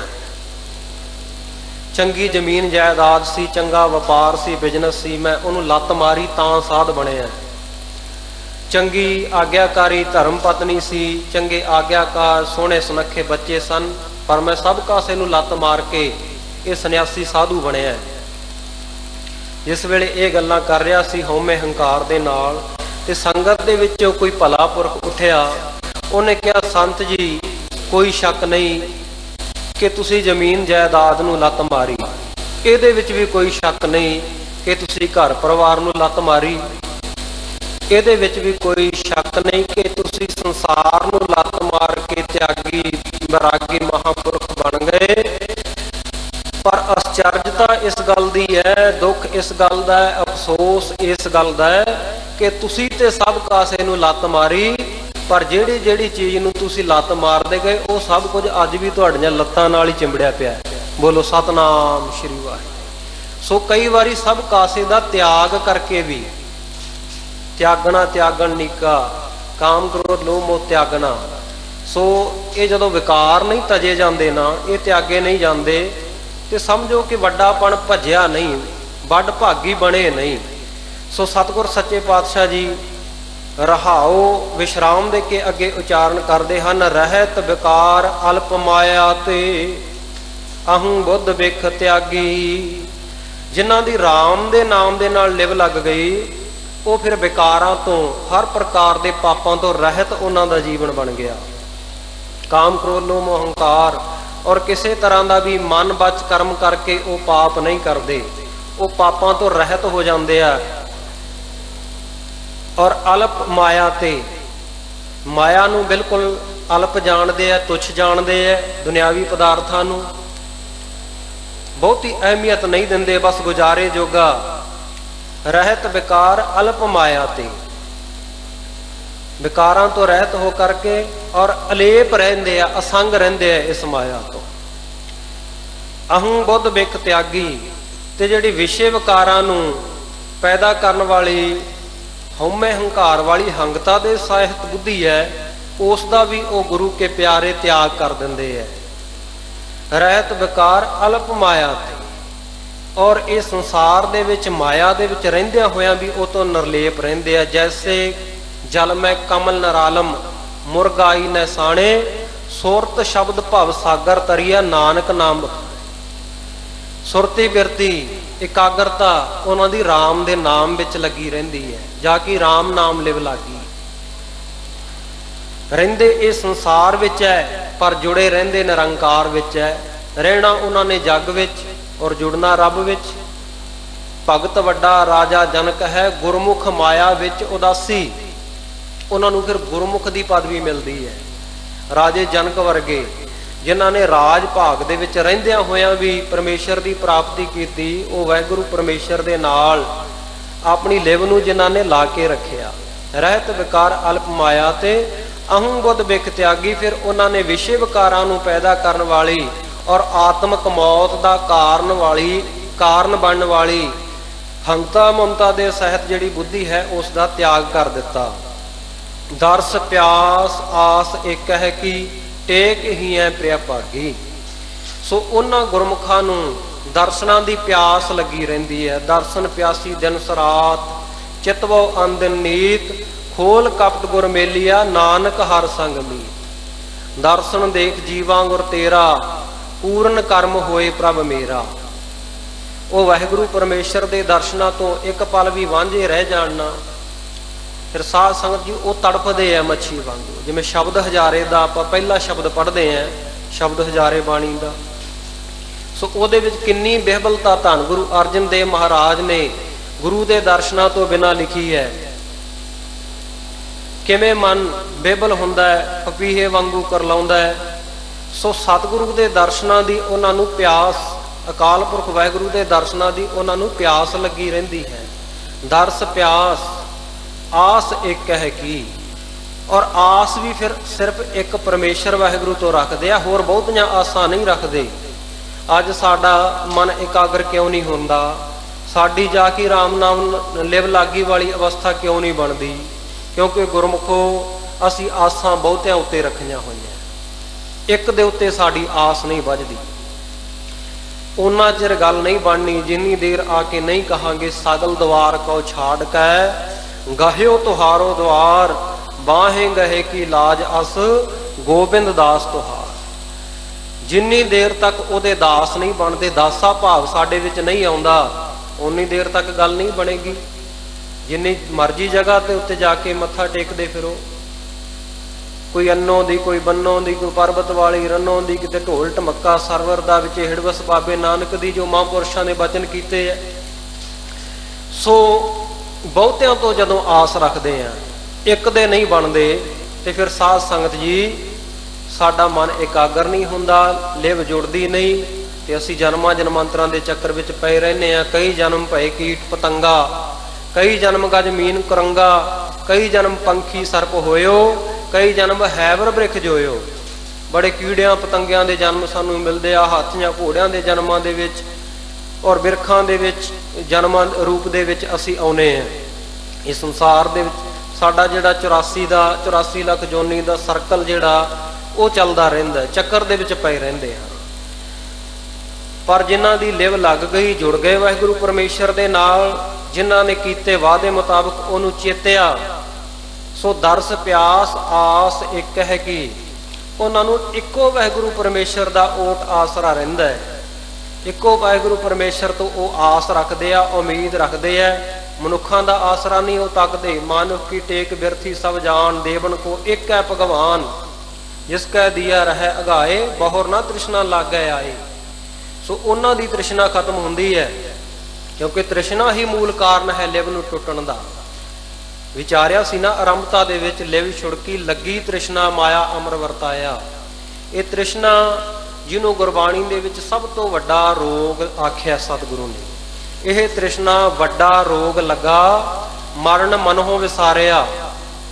ਇਹ ਤ੍ਰਿਸ਼ਨਾ ਐਸਾ ਵੱਡਾ ਰੋਗ ਹੈ, ਐਸਾ ਭਿਆਨਕ ਲਾ ਇਲਾਜ ਬਿਮਾਰੀ ਇਹ ਜੀਵ ਨੂੰ ਲੱਗੀ ਹੋਈ ਹੈ ਕਿ ਇਹਨੇ ਸਾਨੂੰ ਮਰਨਾ ਭੁਲਾ ਦਿੱਤਾ, ਮਰਨਾ। ਤੇ ਜਦੋਂ ਗੁਰਮੁਖੋ ਕੋਈ ਵੀ ਬੰਦਾ ਮੌਤ ਨੂੰ ਭੁੱਲ ਜਾਏ, ਮਰਨਾ ਭੁੱਲ ਜਾਵੇ ਨਾ, ਉਸ ਵੇਲੇ ਪਰਮੇਸ਼ਰ ਦਾ ਨਾਮ ਆਪਣੇ ਆਪ ਭੁੱਲ ਜਾਂਦਾ ਹੈ।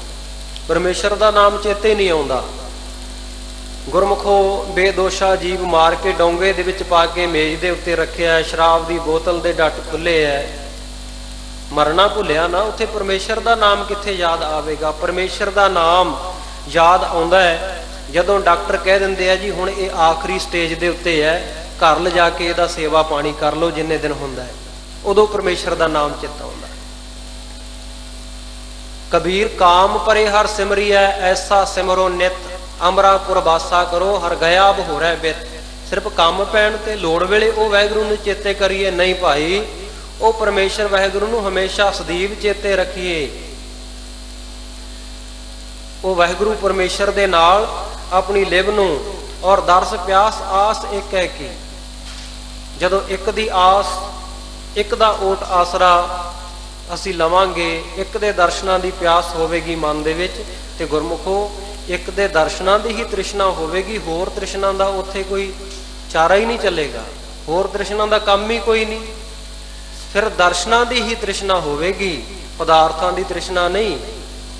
ਕਿਉਂਕਿ ਪਦਾਰਥਾਂ ਦੀ ਤ੍ਰਿਸ਼ਨਾ ਲੱਖ ਮੜਿਆਂ ਕਰ ਇਕੱਠੇ ਏਕ ਰਤੀ ਲੈ ਭਾਹੇ, ਲੱਖਾਂ ਮਣ ਲੱਕੜ ਇਕੱਠੀ ਕਰਕੇ ਰੱਖ ਦਿਓ ਤੇ ਇੱਕ ਰੱਤੀ ਮਾਤਰ, ਚਿਣਗ ਮਾਤਰ ਅਗਨ ਉਹਨੂੰ ਭਸਮ ਕਰ ਦਿੰਦੀ ਹੈ। ਇਸੇ ਤਰ੍ਹਾਂ ਤ੍ਰਿਸ਼ਨਾ ਹੈ, ਲੱਖਾਂ ਕਰੋੜਾਂ ਟਨ ਪਦਾਰਥ ਜੀਵ ਦੇ ਸਾਹਮਣੇ ਰੱਖ ਦਿਓ, ਪ੍ਰਾਪਤੀ ਹੋ ਜਾਵੇ, ਪਰ ਜੇ ਤ੍ਰਿਸ਼ਨਾ ਦਾ ਕਿਣਕਾ ਮਾਤਰ ਵੀ ਆ ਗਿਆ ਨਾ ਜੀਵਨ ਦੇ ਵਿੱਚ, ਤੇ ਗੁਰਮੁਖੋ ਇਹ ਤ੍ਰਿਸ਼ਨਾ ਖਤਮ ਨਹੀਂ ਹੋਵੇਗੀ, ਭਸਮ ਕਰਕੇ ਰੱਖ ਦੇਵੇਗੀ, ਸਾਡੇ ਜੀਵਨ ਨੂੰ ਸਵਾਹ ਕਰਕੇ ਰੱਖ ਦੇਵੇਗੀ। ਸੋ ਸਾਧ ਸੰਗਤ ਜੀ, ਇਹ ਤ੍ਰਿਸ਼ਨਾ, ਕਿਉਂਕਿ ਤ੍ਰਿਸ਼ਨਾ ਕਦੇ ਖਤਮ ਹੁੰਦੀ ਹੈ। ਤ੍ਰਿਸ਼ਨਾ ਬਿਰਲੇ ਹੀ ਕੀ ਬੁਝੀ ਹੈ, ਕੋਟ ਜੋਰੇ ਲੱਖ ਕਰੋੜੇ ਮਨ ਨਹੀਂ ਹੋਰੇ, ਪਰੇ ਪਰੇ ਹੀ ਕੋ ਲੁਝੀ ਹੈ। ਜੇ ਜੇਬ ਦੇ ਵਿੱਚ 1 ਰੁਪਈਆ ਕਵਾਂਗੇ 100 ਹੋਵੇ ਤਾਂ ਗੱਲ ਬਣਦੀ ਹੈ, 100 ਵਾਲਾ 1000, 1000 ਵਾਲਾ ਲੱਖ, ਕਰੋੜਾਂ ਤੱਕ ਗੱਲਾਂ ਜਾਂਦੀਆਂ। ਪੈਦਲ ਤੁਰਿਆ ਜਾਂਦਾ, ਕਹਿੰਦਾ ਸਾਈਕਲ ਹੀ ਮਿਲ ਜਾਏ, ਤ੍ਰਿਸ਼ਨਾ ਪੈਦਾ ਹੋਈ। ਸਾਈਕਲ ਵਾਲਾ ਕਹਿੰਦਾ ਸਕੂਟਰ ਮੋਟਰਸਾਈਕਲ, ਸਕੂਟਰ ਮੋਟਰਸਾਈਕਲ ਵਾਲਾ ਕਹਿੰਦਾ 4 ਰੁਪਈਆ ਵਾਹਨ ਮਿਲ ਜਾਏ, ਗੱਡੀ ਮਿਲ ਜਾਏ। ਤੇ ਗੱਡੀਆਂ ਵਾਲਾ ਅੱਗੇ ਜਹਾਜ਼ਾਂ ਤੱਕ ਤ੍ਰਿਸ਼ਨਾ ਲਈ ਬੈਠਾ। ਇਹ ਸੰਸਾਰ ਵਿੱਚ ਇਹ ਖਤਮ ਹੁੰਦੀ ਹੈ ਕਿਤੇ? ਵੈਰਾਗ ਸ਼ਤਕ ਦੇ ਵਿੱਚ ਭਰਥਰੀ ਜੀ ਇਹ ਤ੍ਰਿਸ਼ਨਾ ਦੀ ਬਾਬਤ ਕਹਿੰਦੇ ਐ ਤ੍ਰਿਸ਼ਨਾ, ਤੂੰ ਦਿਨੋਂ ਦਿਨ ਜਵਾਨ ਹੋਈ ਜਾਨੀ ਹੈ, ਪਰ ਮੈਨੂੰ ਤੂੰ ਬੁੱਢਾ ਕਰ ਦਿੱਤਾ।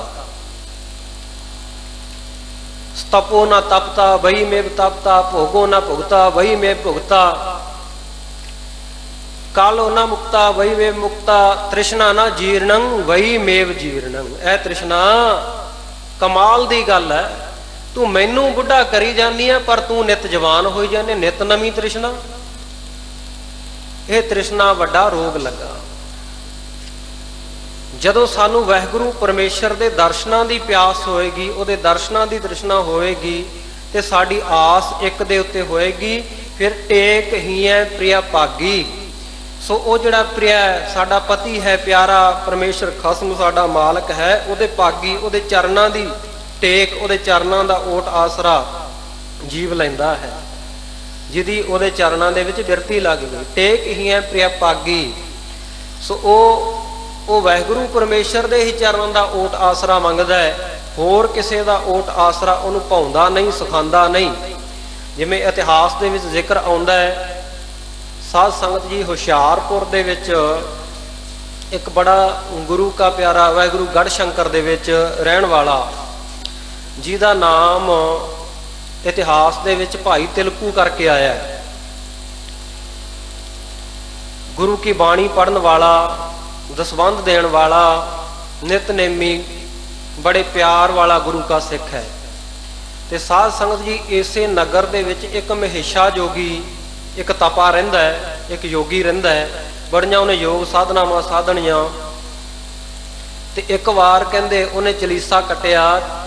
ਚਲੀਸਾ ਕੱਟਣ ਤੋਂ ਬਾਅਦ ਬਾਹਰ ਆ ਕੇ ਉਹਨੇ ਇਹ ਢੰਡੋਰਾ ਪਿੱਟ ਦਿੱਤਾ ਕਿ ਜਿਹੜਾ ਵੀ ਗੜ੍ਹ ਸ਼ੰਕਰ ਦਾ ਨਿਵਾਸੀ ਮੇਰੇ ਦਰਸ਼ਨ ਕਰਨ ਆਵੇਗਾ ਨਾ, ਤੇ ਉਹਨੂੰ 1 ਸਾਲ ਦਾ ਸਵਰਗ ਮੈਂ ਦਿਆਂਗਾ। ਮੇਰੇ ਦਰਸ਼ਨਾਂ ਦਾ ਫਲ ਉਹਨੂੰ ਮਹਾਤਮ ਇਹ ਮਿਲੇਗਾ ਕਿ 1 ਸਾਲ ਦਾ ਉਹਨੂੰ ਸਵਰਗ ਮਿਲ ਜਾਏਗਾ।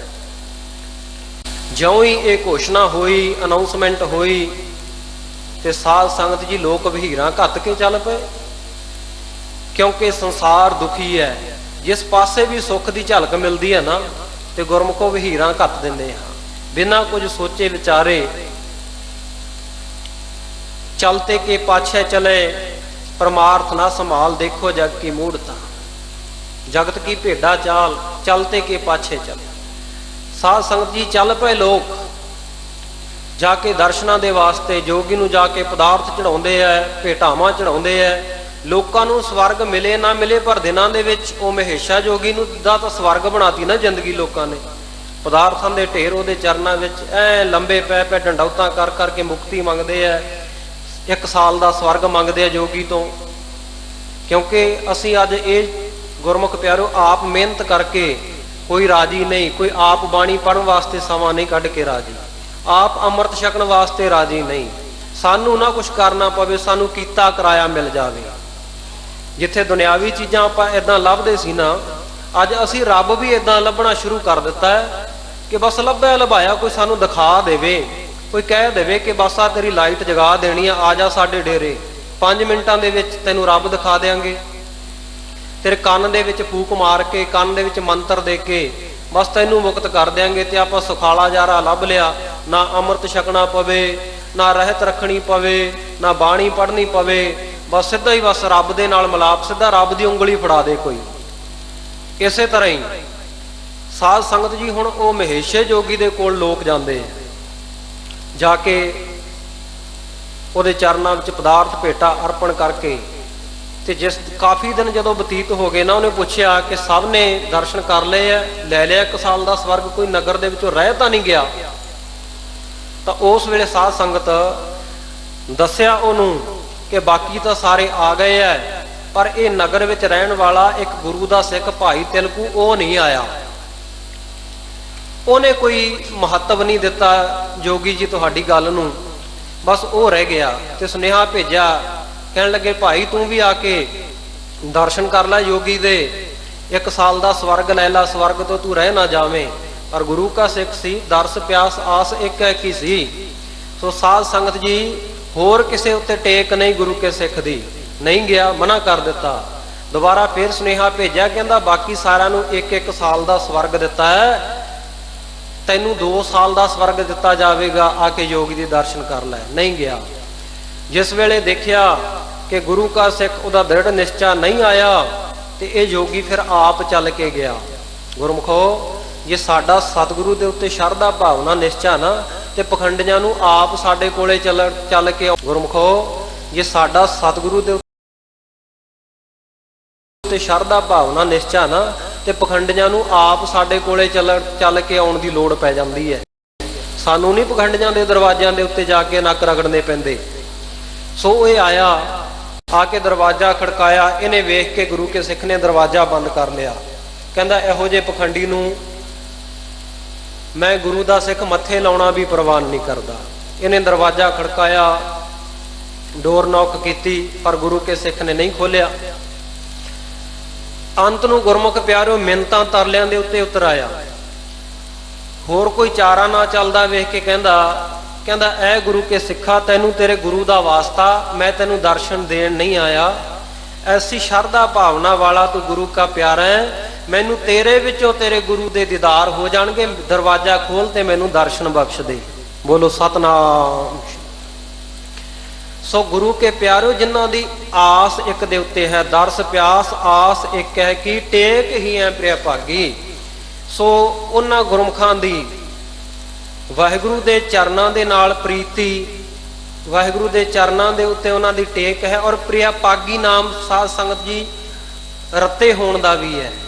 ਪਾਗੀ ਕਹੀਏ ਰੰਗਤ ਚੜੀ ਹੋਈ ਹੈ ਉਹਨਾਂ ਨੂੰ ਇੱਕ ਵਾਹਿਗੁਰੂ ਪਰਮੇਸ਼ਰ ਦੇ ਚਰਨਾਂ ਦੀ ਹੀ। ਅਚਿੰਤ ਸੋਏ ਜਾਗਨ ਉਠ ਬੈਸਨ, ਅਚਿੰਤ ਹਸਤ ਬੈਰਾਗੀ।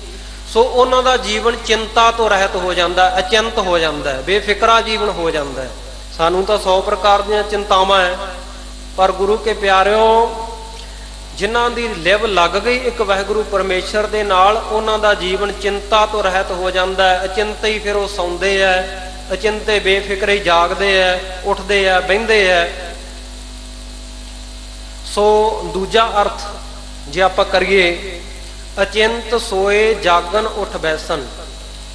ਸੋ ਇੱਕ ਨਿਰਵਿਕਲਪ ਸਮਾਧੀ ਦੇ ਵਿੱਚ ਚਿੰਤਾ ਤੋਂ ਰਹਿਤ ਹੋ ਕਰਕੇ ਉਹ ਸੌਂਦੇ ਹੈ, ਭਾਵ ਸਮਾਧੀ ਦੇ ਵਿੱਚ ਟਿਕ ਜਾਂਦੇ ਹੈ। ਔਰ ਜਾਗਣ, ਗਿਆਨ ਦੀ ਅਵਸਥਾ ਦੇ ਵਿੱਚ ਉਹਨਾਂ ਦੀ ਜਾਗਰਤਾ ਹੁੰਦੀ ਹੈ, ਜਾਗਣਾ ਹੁੰਦਾ ਹੈ। ਔਰ ਉੱਠ ਜਾਂਦੇ ਆ, ਸੰਸਾਰ ਤੋਂ ਉਪਰਾਮ ਹੋ ਜਾਂਦੇ ਆ। ਉਹ ਵਾਹਿਗੁਰੂ ਪਰਮੇਸ਼ਰ ਦੇ ਚਰਨਾਂ ਨਾਲ ਉਹਦੀ ਪ੍ਰੀਤੀ ਬਣ ਜਾਂਦੀ ਹੈ। ਔਰ ਬੈਸਨ, ਫਿਰ ਸਾਧ ਸੰਗਤ ਜੀ ਉਹ ਬੈਸ ਜਾਂਦੇ ਆ, ਬੈਠ ਜਾਂਦੇ ਆ, ਟਿਕ ਜਾਂਦੇ ਆ ਅਮਰਾ ਪਦ ਦੇ ਵਿੱਚ, ਪਰਮ ਪਦ ਦੀ ਪ੍ਰਾਪਤੀ ਦੇ ਵਿੱਚ। ਤੀਨ ਵਿਆਪੈ ਜਗਤ ਕੋ ਤੁਰਿਆ ਪਾਵੈ ਕੋਏ, ਨਾਨਕ ਸੰਤ ਨਿਰਮਲ ਭਏ ਜਿਨ ਮਨ ਵਸਿਆ ਸੋਏ। ਸੋ ਉਹਨਾਂ ਦੇ ਮਨ ਦੇ ਵਿੱਚ ਉਹ ਵਾਹਿਗੁਰੂ ਪਰਮੇਸ਼ਰ ਦਾ ਵਾਸਾ, ਔਰ ਇਸ ਅਵਸਥਾ ਦੇ ਵਿੱਚ ਉਹ ਟਿਕ ਜਾਂਦੇ ਹੈ। ਜਾਗਰਤ ਸੁਪਨ ਸੁਖੋਪਤ ਤੁਰਿਆ, ਆਤਮ ਭੂਪਤ ਕੀ ਇਹ ਪੁਰੀਆ। ਸੋ ਸਾਧ ਸੰਗਤ ਜੀ ਉਹ ਸਹਿਜ ਅਵਸਥਾ ਦੇ ਵਿੱਚ, ਪਰਮ ਪਦ ਦੇ ਵਿੱਚ ਉਹਨਾਂ ਦਾ ਟਿਕਾਣਾ ਹੋ ਜਾਂਦਾ। ਔਰ ਅਚਿੰਤ ਹਸਤ ਬੈਰਾਗੀ, ਫਿਰ ਹੱਸਦੇ ਵੀ ਔਰ ਬੈਰਾਗ ਵੀ ਉਹ ਚਿੰਤਾ ਰਹਿਤ ਹੋ ਕਰਕੇ ਕਰਦੇ ਆ, ਬੇਫਿਕਰੇ ਹੋ ਕੇ। ਹੱਸਦੇ ਕਿਉਂ ਹੈ? ਹੱਸਦੇ ਤਾਂ ਹੈ ਕਿ ਸੰਸਾਰ ਮਾਇਆ ਮੋਹ ਦੇ ਵਿੱਚ ਫਸਿਆ ਹੋਇਆ, ਮਾਇਆ ਮੋਹ ਦੇ ਚਿੱਕੜ ਦੇ ਵਿੱਚ ਪੰਕ ਜੋ ਮੋਹ ਪਗ ਨਹੀਂ ਚੱਲਦਾ ਹੈ, ਹਮ ਦੇਖਾ ਤਹਿ ਡੂਬੀ ਅਲੇ। ਪਰ ਉਹ ਹੱਸਦੇ ਆ ਕਿ ਵਾਹਿਗੁਰੂ ਪਰਮੇਸ਼ਰ ਤੂੰ ਕਿਰਪਾ ਕੀਤੀ ਹੈ। ਉਹ ਹੱਸਦੇ ਹੈ ਕਿ ਇਹ ਸੰਸਾਰ ਵੇਖ ਕਿਵੇਂ ਮਾਇਆ ਦੇ ਚਿੱਕੜ ਦੇ ਵਿੱਚ ਖੁੱਭਦਾ ਜਾ ਰਿਹਾ, ਡੁੱਬਦਾ ਜਾ ਰਿਹਾ, ਇੱਕ ਪੈਰ ਨਹੀਂ ਅਗਾਂਹ ਪੁੱਟ ਹੁੰਦਾ, ਪਰ ਤੂੰ ਕਿਰਪਾ ਕੀਤੀ ਹੈ, ਮੈਨੂੰ ਇਹ ਚਿੱਕੜ ਦੇ ਵਿੱਚੋਂ ਬਚਾ ਲਿਆ। ਅਚਿੰਤ ਹੱਸ, ਔਰ ਅਚਿੰਤ ਹੀ ਉਹ ਬੈਰਾਗੀ, ਅਚਿੰਤ ਹੀ ਵਿਰਾਗ ਕਰਦੇ ਆ। ਵਿਰਾਗ ਦੀ ਅਵਸਥਾ ਹੋਵੇ, ਚਾਹੇ ਹੱਸਣ ਦੀ ਅਵਸਥਾ ਹੋਵੇ, ਖੁਸ਼ੀ ਦੀ ਹੋਵੇ, ਅਚਿੰਤ ਹੀ ਰਹਿੰਦੇ ਆ, ਬੇਪਰਵਾਹ ਰਹਿੰਦੇ ਆ। ਬੇਪਰਵਾਹ ਸਦਾ ਰੰਗ ਹਰ ਕੈ ਜਾ ਕੋ ਪਾਕ ਸੁਆਮੀ, ਕਿਉਂਕਿ ਉਹਨਾਂ ਦੇ ਪੱਖ ਵਿੱਚ ਉਹ ਮਾਲਕ, ਉਹ ਸੁਆਮੀ ਆਪ ਖੜਾ ਹੁੰਦਾ ਹੈ। ਸੋ ਸਾਧ ਸੰਗਤ ਜੀ, ਅਚਿੰਤ ਹਸਤ ਬੈਰਾਗੀ ਔਰ ਵਿਰਾਗਵਾਨ ਵੀ ਹੋ ਜਾਂਦੇ ਆ। ਇਹ ਵੇਖ ਕੇ ਕਿ ਸੰਸਾਰ ਵੇਖੋ ਕਿਵੇਂ ਦੁੱਖਾਂ ਦੇ ਵਿੱਚ ਰੁੜਿਆ ਫਿਰਦਾ ਹੈ, ਕਿਵੇਂ ਮੋਹ ਮਾਇਆ ਦੇ ਚੱਕਰ ਦੇ ਵਿੱਚ, ਇਸ ਤਰ੍ਹਾਂ ਦਾ ਉਹਨਾਂ ਨੂੰ ਵਿਰਾਗ ਵੀ ਹੁੰਦਾ ਹੈ। ਦੁਨੀਆ ਦੇ ਲੋਕਾਂ ਦਾ ਦੁੱਖ ਦਰਦ ਵੀ ਉਹਨਾਂ ਨੂੰ ਹੁੰਦਾ ਹੈ। ਸੋ ਸਾਧ ਸੰਗਤ ਜੀ, ਅਚਿੰਤ ਹਸਤ ਬੈਰਾਗੀ ਔਰ ਬੈਰਾਗ ਇਸ ਗੱਲ ਦਾ ਵੀ ਕਰਦੇ ਆ ਕਿ ਕਿੰਨਾ ਜੀਵਨ ਮੇਰਾ ਜਿਸ ਆਨੰਦ ਦੀ ਅਵਸਥਾ ਦੇ ਵਿੱਚ ਮੈਂ ਹੁਣ ਟਿਕਿਆ, ਇਸ ਆਨੰਦ ਦੀ ਅਵਸਥਾ ਤੋਂ ਵਾਂਝਾ ਹੀ ਰਹਿ ਗਿਆ। ਕਿੰਨਾ ਜਨਮ ਮੇਰਾ ਅਕਾਰਥ ਹੀ ਚਲਿਆ ਗਿਆ, ਇਸ ਗੱਲ ਦੀ ਚਿੰਤਾ ਵੀ ਹੁੰਦੀ ਹੈ। ਤੇ ਆਨੰਦ ਦੇ ਵਿੱਚ ਹਾਂ ਹੁਣ ਇਸ ਗੱਲ ਦਾ, ਉਹਨਾਂ ਇਸ ਗੱਲ ਤੇ ਹੱਸਦੇ ਵੀ ਹੈ, ਪ੍ਰਸੰਨ ਵੀ ਹੁੰਦੇ ਆ। ਅਚਿੰਤ ਹਸਤ ਬੈਰਾਗੀ, ਇਸ ਗੱਲ ਦਾ ਸਾਧ ਸੰਗਤ ਜੀ ਉਹਨਾਂ ਨੂੰ ਵੈਰਾਗ ਹੁੰਦਾ ਹੈ। ਜਿਵੇਂ ਦਮਦਮੀ ਟਕਸਾਲ ਦੇ ਮਹਾਂਪੁਰਖ ਸ਼੍ਰੀਮਾਨ ਸੰਤ ਗਿਆਨੀ ਗੁਰਬਚਨ ਸਿੰਘ ਜੀ ਖਾਲਸਾ ਭਿੰਡਰਾਂ ਵਾਲੇ ਮਹਾਂਪੁਰਖ, ਸਾਧ ਸੰਗਤ ਜੀ ਇੱਕ ਦਿਨ ਦੇ ਵਿੱਚ ਕਈ ਵਾਰੀ ਗੁਰੂ ਕੀ ਬਾਣੀ ਦਾ ਨਿਤਨੇਮ ਕਰਿਆ ਕਰਦੇ। ਨਾਲ ਦੇ ਸਿੱਖਾਂ ਨੇ ਪੁੱਛਣਾ, ਬਾਬਾ ਜੀ ਤੁਸੀਂ ਵਾਰ-ਵਾਰ ਗੁਰੂ ਕੀ ਬਾਣੀ ਦਾ ਨਿਤਨੇਮ ਕਿਉਂ? ਤੇ ਦੱਸਣਾ, ਕਹਿਣਾ ਕਿ ਭਾਈ ਮੇਰਾ ਪਹਿਲਾ ਜੀਵਨ ਜਦੋਂ ਮੈਂ ਗੁਰੂ ਕੀ ਬਾਣੀ ਦਾ ਨਿਤਨੇਮ ਨਹੀਂ ਕਰਨ ਲੱਗਿਆ ਸੀ, ਬਚਪਨ ਅਵਸਥਾ ਤੋਂ ਲੈ ਕੇ ਜਦੋਂ ਤੱਕ ਸੁਰਤ ਨਹੀਂ ਸੰਭਲੀ ਸੀ, ਉਸ ਵੇਲੇ ਤੱਕ ਕਿੰਨੇ ਸਵਾਸ ਵਿਅਰਥ ਚਲੇ ਗਏ, ਕਿੰਨਾ ਸਮਾਂ ਵਿਅਰਥ। ਮੈਂ ਉਹ ਸਮੇਂ ਨੂੰ ਵੀ ਸਫਲਾ ਕਰਨਾ ਲੋੜਦਾ, ਉਹ ਸਮੇਂ ਨੂੰ ਵੀ ਸਫਲਾ ਕਰਨ ਵਾਸਤੇ ਵਾਰ-ਵਾਰ ਗੁਰੂ ਕੀ ਬਾਣੀ ਦਾ ਨਿਤਨੇਮ, ਉਹ ਟਾਈਮ ਨੂੰ ਕਵਰ ਕਰ ਰਿਹਾ, ਮੈਂ ਉਹ ਸਮੇਂ ਨੂੰ ਕਵਰ ਕਰ ਰਿਹਾ ਬਾਰ-ਬਾਰ ਗੁਰੂ ਕੀ ਬਾਣੀ ਦਾ ਨਿਤਨੇਮ ਕਰਕੇ। ਸੋ ਮੈਨੂੰ ਨਾਲ ਹੀ ਚੇਤਾ ਆ ਗਿਆ ਕਿ ਇਹਨਾਂ ਮਹਾਂਪੁਰਖਾਂ ਜਿਨ੍ਹਾਂ ਦਾ ਨਾਮ ਲਿਆ ਰਸਨਾ ਪਵਿੱਤਰ ਹੋ ਜਾਂਦੀ ਹੈ, ਸ਼੍ਰੀਮਾਨ ਸੰਤ ਗਿਆਨੀ ਗੁਰਬਚਨ ਸਿੰਘ ਜੀ ਖਾਲਸਾ ਭਿੰਡਰਾਂ ਵਾਲੇ ਮਹਾਂਪੁਰਖ, 29 ਤਰੀਕ ਨੂੰ ਪਰਸੋਂ ਨੂੰ ਉਹਨਾਂ ਦਾ 50 ਸਾਲਾ ਸੱਚਖੰਡ ਗਮਨ ਦਿਵਸ ਹੈ। ਤੇ ਦਮਦਮੀ ਟਕਸਾਲ ਦੇ ਹੈੱਡਕੁਆਟਰ ਗੁਰਦੁਆਰਾ ਗੁਰਦਰਸ਼ਨ ਪ੍ਰਕਾਸ਼ ਚੌਂਕ ਮਹਿਤਾ ਵਿਖੇ ਸੰਤ ਗਿਆਨੀ ਹਰਨਾਮ ਸਿੰਘ ਜੀ ਖਾਲਸਾ ਸਮੁੱਚੀ ਦਮਦਮੀ ਟਕਸਾਲ ਵੱਲੋਂ ਸੰਗਤਾਂ ਦੇ ਸਹਿਯੋਗ ਦਾ ਸਦਕਾ ਇਹ ਮਨਾਇਆ ਜਾ ਰਿਹਾ। ਤੇ ਬੇਨਤੀ ਆ ਭਾਈ, ਜਿੰਨੇ ਵੀ ਗੁਰਮੁਖ ਪਹੁੰਚ ਸਕਦੇ ਹੋ, ਵੱਧ ਤੋਂ ਵੱਧ ਮਹਾਂਪੁਰਖਾਂ ਦੀ ਪਵਿੱਤਰ ਯਾਦ ਦੇ ਵਿੱਚ ਜੁੜਿਓ, ਉੱਥੇ ਜਾ ਕੇ ਸਮਾਗਮ ਦੇ ਵਿੱਚ। ਸੋ ਅਚਿੰਤ ਹਸਤ ਬੈਰਾਗੀ ਇਸ ਪ੍ਰਕਾਰ ਦੀ ਉਹਨਾਂ ਦੀ ਅਵਸਥਾ ਬਣ ਜਾਂਦੀ ਹੈ। ਕਹੋ ਨਾਨਕ ਜਿਨ ਜਗਤ ਠਗਾਨਾ, ਸੋ ਮਾਇਆ ਹਰ ਜਨ ਠਾਗੀ। ਜਿਹੜੀ ਮਾਇਆ ਨੇ ਸਾਰੇ ਸੰਸਾਰ ਨੂੰ ਠੱਗਿਆ ਹੋਇਆ ਹੈ, ਸਾਰੇ ਸੰਸਾਰ ਨੂੰ ਜਿਸ ਮਾਇਆ ਨੇ ਸਾਧ ਸੰਗਤ ਜੀ ਠੱਗਿਆ ਹੋਇਆ, ਉਸ ਮਾਇਆ ਨੂੰ ਉਹ ਵਾਹਿਗੁਰੂ ਪਰਮੇਸ਼ਰ ਦੇ ਪਿਆਰੇ ਜਿਨ੍ਹਾਂ ਦੀ ਬਿਰਤੀ ਲੱਗੀ ਹੈ, ਉਹ ਠੱਗ ਲੈਂਦੇ ਆ। ਕਿਉਂਕਿ ਉਹਨਾਂ ਨੂੰ ਹੋਰ ਕੋਈ ਠੱਗ ਨਹੀਂ ਸਕਦਾ। ਨਾ ਉਹ ਮਰਹਿ ਨਾ ਠਾਗੇ ਜਾਹੇ, ਜਿਨ ਕੈ ਰਾਮ ਵਸੈ ਮਨ ਮਾਹੇ। ਜਿਨ੍ਹਾਂ ਦੇ ਮਨ ਦੇ ਵਿੱਚ ਉਹ ਵਾਹਿਗੁਰੂ ਪਰਮੇਸ਼ਰ ਰਾਮ ਦਾ ਨਾਮ ਵਸ ਗਿਆ, ਜਿਨ੍ਹਾਂ ਦੀ ਇਕਾਗਰਤਾ ਉਹ ਵਾਹਿਗੁਰੂ ਪਰਮੇਸ਼ਰ ਦੇ ਨਾਮ ਦੇ ਨਾਲ ਬਣ ਗਈ, ਸੋ ਸਾਧ ਸੰਗਤ ਜੀ ਉਹ ਨਹੀਂ ਠੱਗੇ ਜਾਂਦੇ। ਨਾਕੋ ਕਾਟੀ ਕਾਨੋ ਕਾਟੀ ਕਾਟ ਕੂਟ ਕੈ ਡਾਰੇ, ਕਹੋ ਕਬੀਰ ਸੰਤਨ ਕੀ ਬੈਰਨ ਤੀਨ ਲੋਕ ਕੀ ਪਿਆਰੀ। ਸੋ ਸਾਧ ਸੰਗਤ ਜੀ ਉਹ ਮਾਇਆ ਨੂੰ ਠੱਗ ਲੈਂਦੇ ਆ, ਮਾਇਆ ਉਹਨਾਂ ਨੂੰ ਨਹੀਂ ਠੱਗ ਸਕਦੀ। ਐਸਾ ਉਹਨਾਂ ਦਾ ਜੀਵਨ ਗੁਰੂ ਕੇ ਪਿਆਰਿਆਂ ਦਾ ਬਣ ਜਾਂਦਾ ਹੈ। ਸੋ ਅੱਜ ਦੇ ਸ਼ਬਦ ਦੇ ਵਿੱਚ ਸਤਿਗੁਰ ਸੱਚੇ ਪਾਤਸ਼ਾਹ ਨੇ ਜਾ ਕੇ ਰਾਮ ਨਾਮ ਲਿਵ ਲਾਗੀ ਵਾਲੇ ਗੁਰਮੁਖ ਪਿਆਰਿਆਂ ਦਾ ਜ਼ਿਕਰ ਕੀਤਾ ਹੈ ਕਿ ਕਿਸ ਤਰ੍ਹਾਂ ਦਾ ਉਹਨਾਂ ਦਾ ਜੀਵਨ ਹੈ। ਆਪਾਂ ਵੀ ਕੋਸ਼ਿਸ਼ ਕਰੀਏ ਗੁਰੂ ਕੀ ਬਾਣੀ ਦੇ ਵਿੱਚ ਮਨ ਟਿਕਾਈਏ, ਗੁਰੂ ਕੇ ਨਾਮ ਵਿੱਚ, ਵਾਹਿਗੁਰੂ ਦੇ ਸਿਮਰਨ ਦੇ ਵਿੱਚ ਸਾਡਾ ਮਨ ਟਿਕੇ, ਅੰਮ੍ਰਿਤ ਛਕੋ, ਸਿੰਘ ਸਜੋ, ਗੁਰੂ ਵਾਲੇ ਬਣੋ, ਤਾਂ ਸਾਧ ਸੰਗਤ ਜੀ ਗੁਰੂ ਦੀ ਕਿਰਪਾ ਹੋਏਗੀ। ਇਹ ਲੋਕ ਸੁਖੀਏ ਪਰਲੋਕ ਸੁਹੇਲੇ, ਨਾਨਕ ਹਰ ਪ੍ਰਭ ਆਪੇ ਮੇਲੇ। ਕਥਾ ਵਿਚਾਰਾਂ ਦੌਰਾਨ ਗੁਰੂ ਕੀ ਅਗਾਧ ਬੋਧ ਬਾਣੀ ਦੀ ਵਿਚਾਰ ਕਰਦਿਆਂ ਬੇਅੰਤ ਭੁੱਲਾਂ ਹੋਈਆਂ, ਆਪ ਸਰਬੱਤ ਸੰਗਤਾਂ ਨੇ ਅਣਜਾਣ ਸਮਝ ਕੇ ਖਿਮਾ ਬਖਸ਼ਿਸ਼ ਕਰਨੀ। ਗੁਰੂ ਕਿਰਪਾ ਕਰੇ। ਧੰਨ ਗੁਰੂ ਹਰਕ੍ਰਿਸ਼ਨ ਸਾਹਿਬ ਮਹਾਰਾਜ, ਗੂੰਗਿਆਂ ਤੋਂ ਗੀਤਾ ਦੇ ਅਰਥ ਕਰਵਾਉਣ ਵਾਲੇ, ਆਪ ਮਿਹਰ ਕਰਕੇ ਜਿਨ੍ਹਾਂ ਨੇ ਸੇਵਾ ਲਈ ਹੈ, ਫਿਰ ਵੀ ਆਪ ਜੀ ਦੇ ਚਰਨਾਂ ਦੀ ਸੇਵਾ ਬਖਸ਼ਿਸ਼ ਕਰਨ। ਬਹੁਤ ਧੰਨਵਾਦ ਸਿੰਘ ਸਾਹਿਬ ਗਿਆਨੀ ਰਣਜੀਤ ਸਿੰਘ ਜੀ ਔਰ ਸਮੁੱਚੇ ਬਾਕੀ ਗ੍ਰੰਥੀ ਸਿੰਘ ਸਾਹਿਬਾਨਾਂ ਦਾ, ਔਰ ਦਿੱਲੀ ਗੁਰਦੁਆਰਾ ਪ੍ਰਬੰਧਕ ਕਮੇਟੀ ਦਾ, ਜਿਹੜੇ ਵਿਸ਼ੇਸ਼ ਉਪਰਾਲੇ ਗੁਰਮਤ ਪ੍ਰਚਾਰ ਦੇ ਕਰ ਰਹੇ ਹੈ, ਸਾਰਿਆਂ ਦਾ ਤਹਿ ਦਿਲੋਂ ਧੰਨਵਾਦ ਕਰਦਾ ਹੋਇਆ ਖਿਮਾ ਦਾ ਜਾਚਕ ਹਾਂ ਜੀ। ਆਓ ਦੋ ਤੁਕਾਂ ਪੜ੍ਹ ਕੇ ਸਮਾਪਤੀ ਦੇ ਵਿੱਚ ਸ਼ਾਮਲ ਹੋਈਏ, ਗੁਰਫਤਿਹ ਬੁਲਾਈਏ ਜੀ। ਅਚਿੰਤ ਸੋਏ ਜਾਗਨ ਉਠ ਬੈਸਨ, ਅਚਿੰਤ ਹਸਤ ਬੈਰਾਗੀ, ਕਹੋ ਨਾਨਕ ਜਿਨ ਜਗਤ ਠਗਾਨਾ, ਸੋ ਮਾਇਆ ਹਰ ਜਨ ਠਾਗੀ। ਵਾਹਿਗੁਰੂ ਜੀ ਕਾ ਖਾਲਸਾ, ਵਾਹਿਗੁਰੂ ਜੀ ਕੀ ਫਤਿਹ।